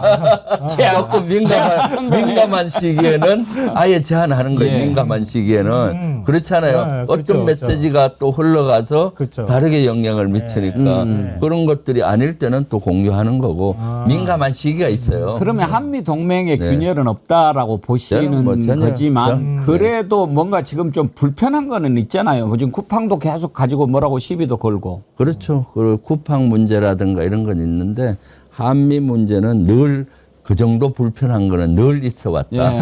동맹이라 하지만은 예전에 훨씬 더 많은데. 그러면 정리하자면 정보 공유 제한이 있다고 하더라도 네. 걱정할 정도는 아니고 네. 또 그 정도 공유 제한은 옛날에도 있었던 차원이다. 이런 말씀인 네, 거죠? 저는 그렇게 보고 있습니다. 네. 근데 이제 태국 네. 정보를 우리가 제한받으면 네. 이제 큰일이 날 것처럼 많은 분들이 생각하는데요. 네. 4.25 사업 좀 설명해 주세요. 네. 우리가 보통 독자 정찰 이송을 띄우잖아요. 정보 공유는 사실 서로 주고받아요. 예를 들면 먼저 우리가 일방적으로 미국으로부터 받는 거라고 생각하면 안 돼요. 우리는 예를 들면 정보는 신호 정보란 게 있고요. 또 그 위에서 인공위성이나 이래서 사진으로 보는 정보들도 있고, 그다음 감청해서 듣는 정보도 있고, 휴미트도 인간이 있고, 그럼 휴미트라든가 감청하는 정보는 우리가 훨씬 뛰어나요. 미국은 감청해도 이게 뭔 말인지 모르잖아. 미묘한 한국말을 하는 미국인이 있다 하더라도 그렇죠. 미묘한 차이. 우리가 남이가 뭐 이 말이 뭔지 몰라요. 거시기 그렇잖아요. 거시기 뭐 날래 오라고 뭐 이런 거 못 알아들을 거 아니에요. 그러니까 그런 것들은 그런 감청 정보나 휴미트 정보는 우리가 월등히 낮기 때문에 그런 건 또 우리가 미국에 공유를 하는 거고 위에서 보는 정보는 아무래도 미국이 좀 나아요. 물론 우리가 많이 보강을 했습니다. 조기 경보기도 띄우고 4.25 사업에서 우리 자체 군사위성도 지금 올라가고 있는데 아직 완전히는 다 안 올라갔어요. 그러다 보니까 좀 제한되는 면은 있기 때문에 그런 걸 서로 취합을 해서 하기 때문에 미국이 정보를 제한하면 우리도 제한되는 거예요. 그렇기 때문에 그건 주고받는 관계, 뭐 일방적인 관계가 아니다라고 보여지기 때문에 너무 거기에 대해서 민감하게 생각할 필요는 없을 것 같고 오히려 국민의힘이나 저런 데서 계속 그런 걸 가지고 트집 잡고 공격하는 것 자체가 국익에 도움이 전혀 안 된다는 거죠. 우리 네. 신유진 변호사님은 네. 김병주 최고위원님 가까이서 처음 뵙는 거 아니에요? 아니요. 아니 여러 차례 많이 아, 있습니다. 그랬어요? 네네. 네. 또 우리가 또 궁금한 이슈가 또 전작권 전환 관련해서 또 여쭈지 않을 수가 없잖아요. 네, 전작권 전환 관련해서는 이제 오랜 수건이었고 또 이재명 대통령 정부가 빠르게 추진하고 싶다 해서 2026, 2027 이때 추진하는 걸로 했지만 또 미국에서 다른 입장이잖아요. 이 부분에 대해서는 어떻게 보시는지가 저는 뭐 궁금합니다. 크게 다른 입장이라고 보진 않고요. 이재명 정부 기간 안에 전작권 전환한다고 우리 공약에도 했고 미측에도 통보했고 미측에서도 그런 의지를 보였고요. 이번에 그 주한미군 사령관이 29년 1월 1분기에 한다라는 것 갖고 말이 많은데 저는 오히려 긍정적인 면도 많다고 봐요. 왜냐하면은 지금까지 미국이 언제 하겠다고 최근 10년 동안 기간을 명시한 건 처음이에요. 조건이 되면 하겠다. 조건이 되면 하겠다는 안 할 수도 있다는 거예요. 그런데 기간을 명시했다는 거는 기간은 땡길 수가 있어요. 이미 하겠다라는 의지는 있잖아요. 그렇죠. 네. 아는데 기간의 문제인데 그 기간이 애매한 시기에 얘기해서 논란이 되는 거예요.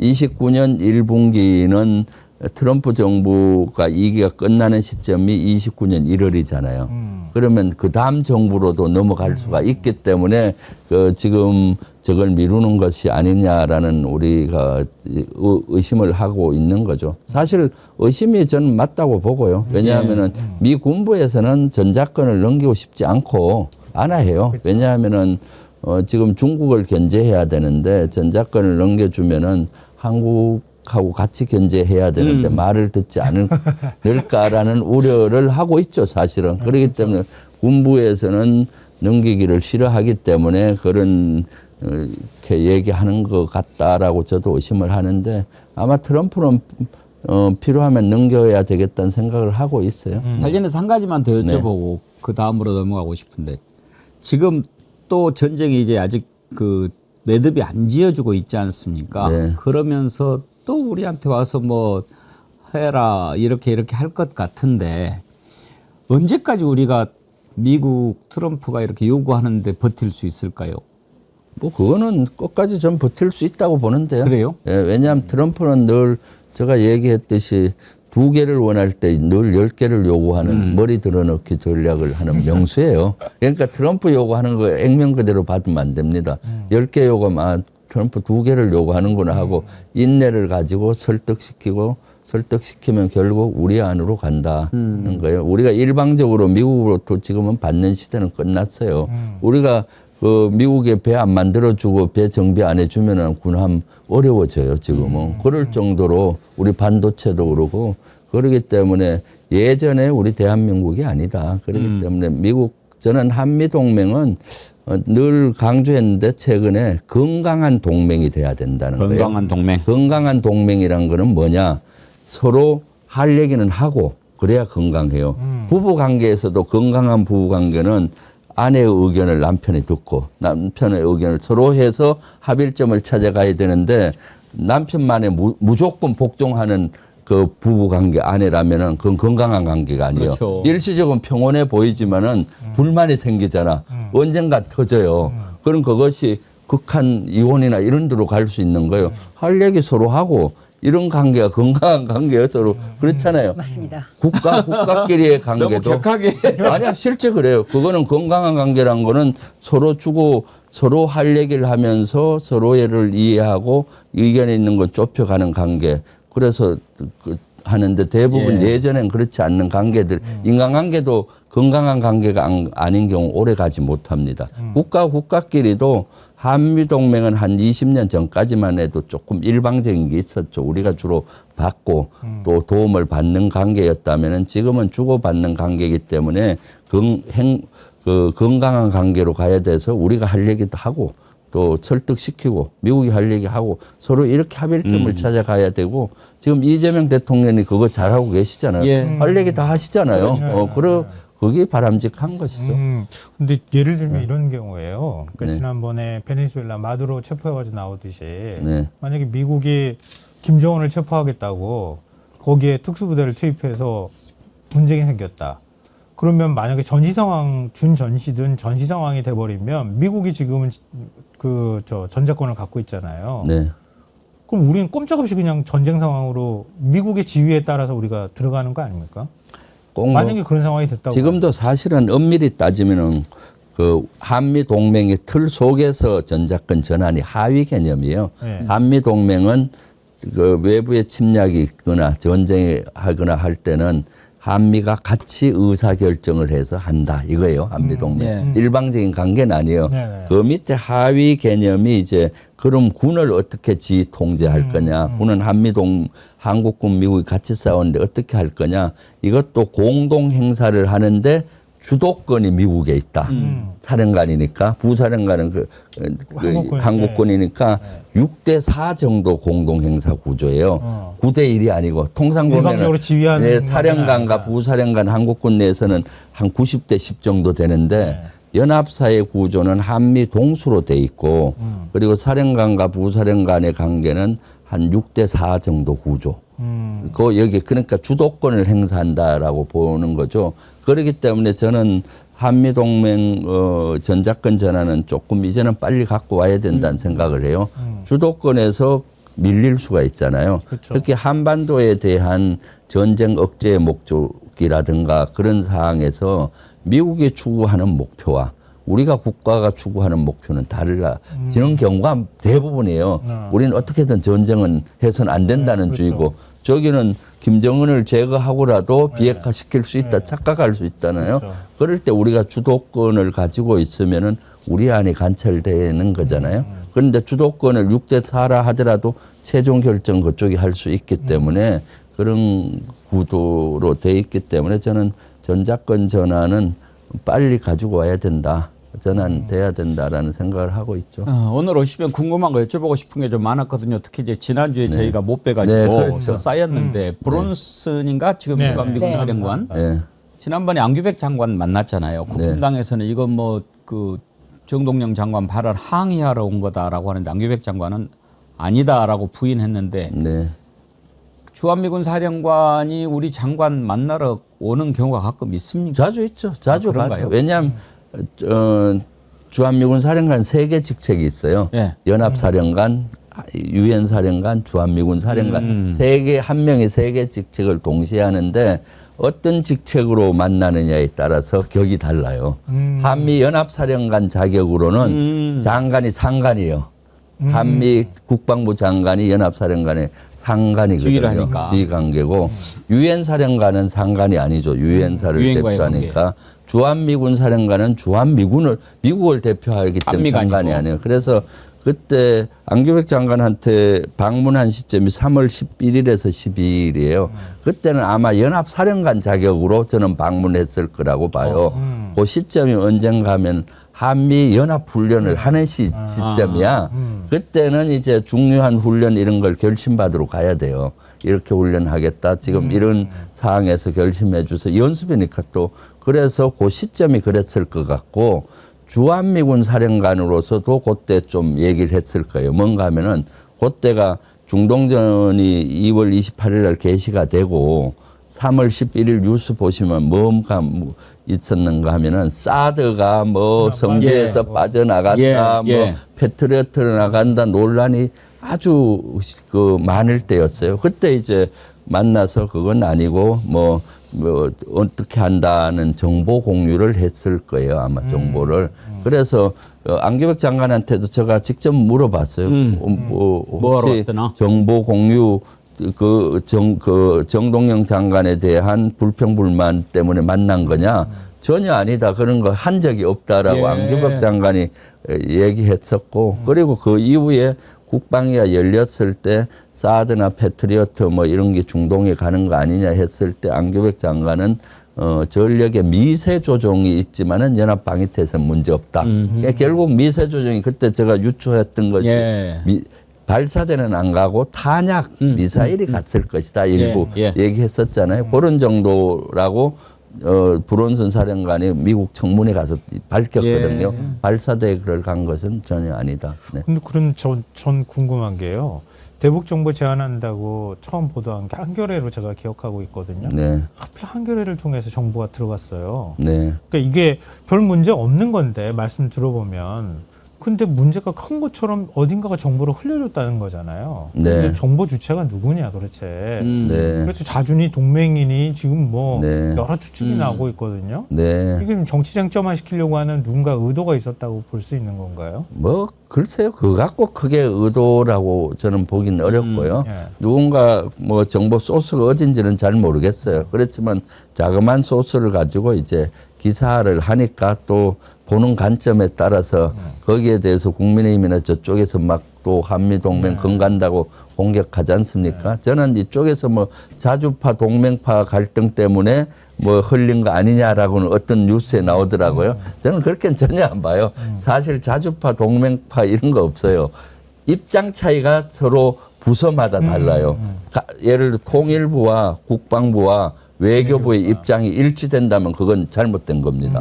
통일부는 어떻게든 그 평화를 만들려고 하고 평화 제의하고 한 발 앞서가야 되는 거고 국방부는 지켜야 되잖아요. 그럼 그렇죠. 큰 소리 쳐야 되는 겁니다. 이런 상황에서 너들 까불면은 가만히 안 둘 거야. 이렇게 큰 소리 쳐야 되는 거고 외교부는 그 주변에서 또 정리하는 거죠. 대부분 우리가 언론이 잘못된 것이 통일부, 국방부, 외교부, 안보실이 엇박자 낸다. 저는 그것처럼 듣기 싫은 그건 진짜 잘못됐다고 생각해요. 만약 똑같은 목소리를 낸다 그러면 통일부가 있을 필요가 없지. 그렇죠. 그렇잖아요. 네. 늘 그렇거든요. 통일부는 어떻게든 앞서가서 미래 우리 한반도 평화를 만드는 안을 먼저 제기하고 또 치고 나가야 되는 거고 국방부는 대단히 보수적으로 해야 되는 것이고 근데 그걸 이쪽에 앞서 나가는 거를 자주 파다.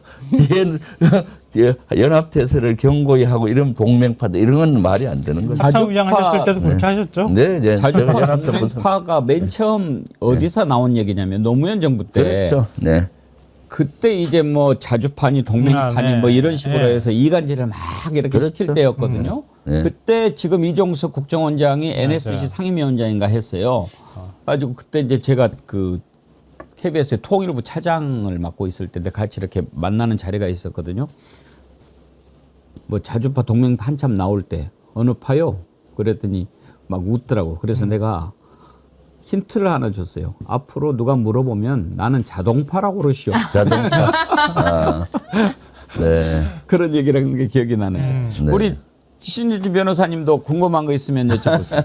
저는 궁금한 거를 다르게 이제 김병주 의원님 나오시는 여러 채널에서 그래서 항상 자주 하고 있죠. 네. 네. 항상 봐가지고 네. 개인적으로 궁금한 거는 없지만 뭐 지금 어쨌든 이 뭐 외교 문제부터 해가지고 여러 방면으로 뭐 쿠팡이 좀 사실은 우리나라에 영향을 미치고자 하는 게 있잖아요. 근데 쿠팡이 지렛대를 삼는 거는 아무래도 이제 중국 견제해야 되는데 한국이 친중 정권이다, 친중 좌파 정권이다 이제 이런 거를 지렛대로 삼으려고 하는데 여기서 어떻게 보면 우리의 자세 이런 거는 어떻게 될지. 그러니까 지금 미국 워싱턴의 분위기는 네. 사실 보수 조중동이나 이런 보수의 목소리가 그쪽에 전달이 많이 돼요. 네. 우리 진보에서도 반성해야 될 게 있어요. 영자로 하는 것들, 우리 백운기 그런 것도 영어로 번역해서 보내야 돼요. 대부분 보수 쪽엔 영어로 많이 보내요. 그러니까 그쪽에 접하는 정보는 보수적인 정보예요. 특히 윤 어게인 세력들의 정보가 많이 들어가요. 그러니까 미국 워싱턴에서는 진보적인 생각이 잘 안 떠오르고 우리 보수적인 그 윤 어게인 세력에는 이런 목소리들이 들어가니까 한반도에 대해서 조금 상당히 보수적인 생각을 많이 하게 돼요. 그래서 제가 봤을 때 진보 진영에서도 자주 좀 더 이렇게 교류를 하고 이런 정보가 보내지고 예를 들어 한겨레든 뭐 경향이든 또 언론 매체들도 그렇고 아마 뉴스공장이나 백운기 이런 데도 영어로 좀 해야 돼. 그래야 그쪽에서 보는데 대부분의 워싱턴에서 접하는 거는 보수적인 언론에 대한 영자라든가 이런 게 가는 것이 우리 큰 지금부터 문제 중 영어로 합시다. 하나예요. 그러니까 How are you? Fine, thank you. And you? 그 장동익 대표도 그런 사람 만나고 온 거 아니에요? 그러니까요. 그러니까 네. 장동익 대표도 그런 사람을 만나고 또 우리도 마찬가지예요. 사실은 한미 동맹 행사 같은 데 가면은 정치인들도 좀 우리 민주당이나 진보 진영 좀 반성할 필요가 있어요. 가면은 8, 90%가 국민의힘은 많이 오는데 우리 민주당은 잘 안 와요. 그러니까 당연히 미 대사가 그렇죠. 접하는 사람은 국민의힘 계열의 정치인들이에요. 그럼 그쪽 목소리를 많이 듣는 거예요. 그런 것들이 좀 더 넓혀 가야 되는 거죠. 지금은 이제 집권 여당이고 더 그렇지 않습니까? 네. 그런 것들이 필요하고요. 그래서 이재명 대통령은 그런 걸 참 잘했어요. 제가 22대 총선에서 승리하자마자 저하고 위성락 지금 그 당시 의원 정동영 의원 이한주 민주연구원장하고 같이 미국에 바로 보냈어요. 의원들을. 그때가 트럼프 대선 기간이었거든요. 트럼프 정부 대선 캠프에 줄을 좀 대서 우리 민주당에 이런 것들을 하자 해서 알리고 했었거든요. 그리고 선제적으로 가서 계속 설명을 하니까 우리 이재명 정부나 이재명 대통령이나 민주당이 마치 빨갱이 당처럼 친중 당처럼 이렇게 하는데 인식을 들어보면 아니잖아요. 네. 한미 동맹을 기반으로 국익의 어떤 실용 외교를 하는 당이다. 이런 이미지를 갖게 됐던 거죠. 그런 활동을 열심히 해야 된다라고 근데 저는 그렇죠. 이재명 대통령이 되게 억울할 것 같아요. 네. 중국하고 뭐 하는 게 있어야 친중인지 그러게 말이에요. 네. 할수 있는 것 같은데 그냥 가만히 있어도 친중이라고 욕을 이건 하네. 뭐 일반적으로 우리 국민들의 정서를 봐도 네. 국힘당이 중국을 완전 적대시하는데 우리가 그 정도가 아닐 뿐이지 네. 우리가 한미동맹을 뭐 부인하고 뭐 이러는 게 어디 있습니까? 아니 우리는 늘 진보 진영이든 한미 동맹을 기반으로 주변 국가와 잘 지내는 전략을 그렇죠. 썼어요. 우리는 일본, 중국, 러시아하고 다 예전에 러시아 우크라이나 침공하기 이전만 해도 잘 하는데 오히려 보수에서는 편협적이죠. 한미 동맹이 마치 이거 금가옥소고 완전히 그런 거에 일본하고 또 친하지만 중국하고는 되게 적대적인 이런 걸 했잖아요. 그거는 국익 차원에서 바람직하지 않다라고 보여집니다. 김병주 의원님 한두 가지만 더 여쭤볼게요. 지금 이제 휴전이 계속 길어지고 있지 않습니까? 그 이유 가운데 하나로 미국이 무기가 바닥났다. 그래서 지금 전쟁을 제대로 못하고 있다. 이런 얘기도 나오는데 실제로 어떻습니까? 무기 재고가 좀 부족해졌겠죠? 무기는 많이 부족해진 거는 사실이지만은 무기가 바닥나서 공격력이 떨어졌다라고는 동의하기 그 정도는 아닐 어렵고요. 거다. 네. 무기는 왜냐하면 미사일 같은 경우는 만드는데 오래 걸려요. 예를 들어 미사일 그렇게 천공투 이런 거 해도 막 소요가 그렇게 많은데도 1년에 만들 수 있는 양이 몇백 발밖에 안 돼요. 자동차처럼 아주 자동차보다도 비행기 만드는 것만큼 어려운 거예요. 무인 전투기라고 보면 되지 그렇죠. 않습니까? 네, 그러니까 로켓이니까. 금방 만들어내지 못하기 때문에 그 많은 양을 허비했기 때문에 부족한 건 사실이지만은 전쟁을 못할 정도는 아니다라고 저는 보고 있는데 단지 지금은 이제 테러를 찾고 있지 않습니까? 그렇기 때문에 공격하는 이런 것들은 엄포로만 하고 하는 거죠. 네.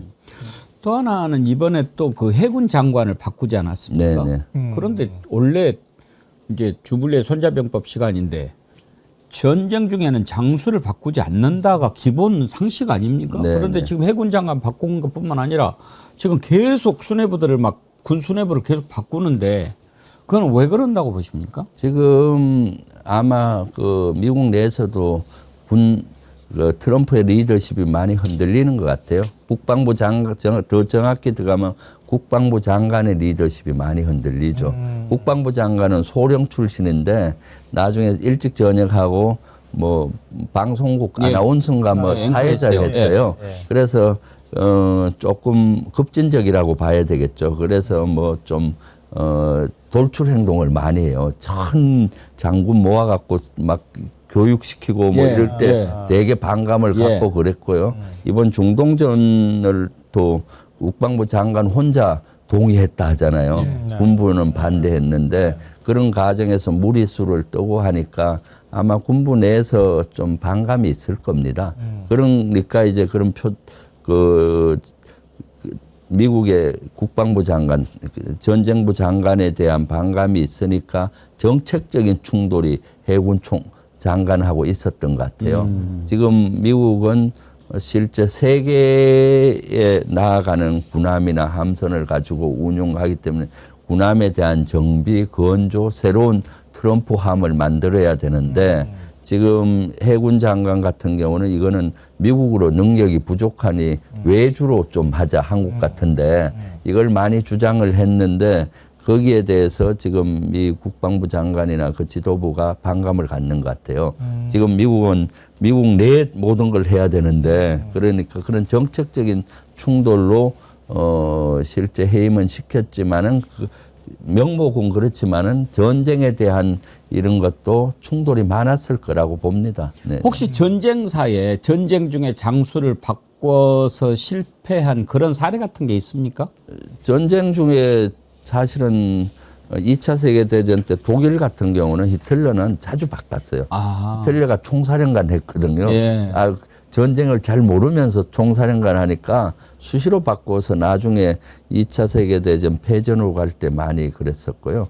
대부분 전쟁 중에 장수를 바꾸는 경우는 패전이 많을 때, 예를 들어서 2차 세계대전 때 영국군이 계속 패전을 해갔거든요. 그때 처칠이 현재 지휘관으로 안 되겠다 해서 몽고베리 장군으로 바꾸어서 그 승리를 나중에 이끌어냈거든요. 그런 경우 아주 그 실패가 많은 장군을 그대로 두면 안 되잖아요. 그럴 때인데 지금 중동 전쟁에서는 뭐 군사적으로는 대단히 성공한 작전이에요. 예. 정치적으로 전쟁만 놓고 지금, 보면 전쟁만 놓고 보면 군사적으로는 대단히 성공했죠. 첫날 바로 최고 지도부 제거하고 주요 군사 시설 그냥 파괴하고 미국의 피해는 거의 없었잖아요. 많지는 않은 상태에서. 그래서 군사적으로는 대단히 성공한 건데 정치적으로 지금 제대로 성공으로 이어지지 못하고 있기 때문에 혼란을 겪고 있는 거고요. 그래서 지금 해군 총장관은 전쟁과는 직접적인 관련은 없어요. 그렇지만 전쟁에 물자를 지원하고 후방 지원하는 주책임인데 아마 거기에서 좀 갈등이 있었을 겁니다. 그런 거와 결부돼서 얼마 전에는 육군 총장을 갈아치웠고 이번엔 해군 장관 갈아치우고 조만간에 또 뭐 누굴 갈아치운다는 얘기가 있더라고요. 근데 일본이 무기 금수 조치 풀었잖아요. 네네. 근데 그게 굉장히 미묘하게 파장을 불러일으키더라고요. 이미 일본이 쓰려고 했던 군함, 다 한 30년씩 운영했던 군함들 막 필리핀이나 이런 데서 서로 가져가겠다고 그런다는데 네. 우리 방산 수출에 영향은 없을지, 또 일본이 그렇게 해버리면 하나하나씩 지금 그 족쇄를 해제하고 있잖아요. 그렇죠. 네. 이번 무기 수출을 푼 게 우리한테 어떤 영향이 있을지. 그거는 이제 일본이 보통 국가로 가는 길을 점점 가고 있어서 그게 가장 우려가 되죠. 방산 수출보다도 일본은 늘 전쟁할 수 있는 나라, 보통 국가를 지향해 왔잖아요. 그런데 지금 평화헌법 때문에 그걸 못했는데 그 길이 열리고 있다는 것이 앞으로 우리 미래에는 위협으로 다가올 수 있거든요. 지금까지 일본이 보통 국가가 아니고 평화헌법 하에 있었기 때문에 세계 1990년대만 해도 경제 2위였고 지금 3위잖아요. 그런데 세계 2위, 세계 3위에 걸맞는 군사력을 못 갖고 있기 때문에 우리가 일본의 거의 영향력이 별로 없었어요. 일본은 만약 세계 2위의 군사력이었으면 어떻게 하겠어요? 그렇죠. 엄청나게 엄포했을 거예요. 이미 독일, 독도 이런 데에 대해서 엄청나게 또 강공을 했을 수도 있고요. 그렇기 때문에 보통 국가로 가는 길을 열리고 있어서 그것이 미래 위협으로 다가오는 것이 가장 큰 문제죠. 오늘 우리 주블리 김병주 최고위원님 오셔가지고 더 풍성한 아주 이시 완성이 된 것 같습니다. 3시 하니까 훨씬 더 조금 청문회하는 가능. 궁금한 게 너무 많아가지고. 우리 김병주 의원님께만 막 질문을 막. 아이고 고맙습니다. 이렇게 해주셔서 앞으로도 기회가 되면 그렇게 하십시다. 네, 그런 내용들이 있으면 같이 세 나누면 분이랑 좋네요. 같이 하니까 진짜로 국민들이 궁금한 거 딱 캐치해서 물어봐 주시니까 오히려 시청자분들이 더 좋아할 것 같네요. 우리 주블리 김병주 의원님한테 박수 한번 보내요. 너무 말씀을 잘하세요. 맞아요. 예. 갈수록 풍성해지고 따뜻하고 고맙습니다. 오늘 정치 1번지 또 이렇게 김병주 의원님과 함께 마무리하게 돼서 더 고맙습니다. 김병주 의원님 감사드리고요.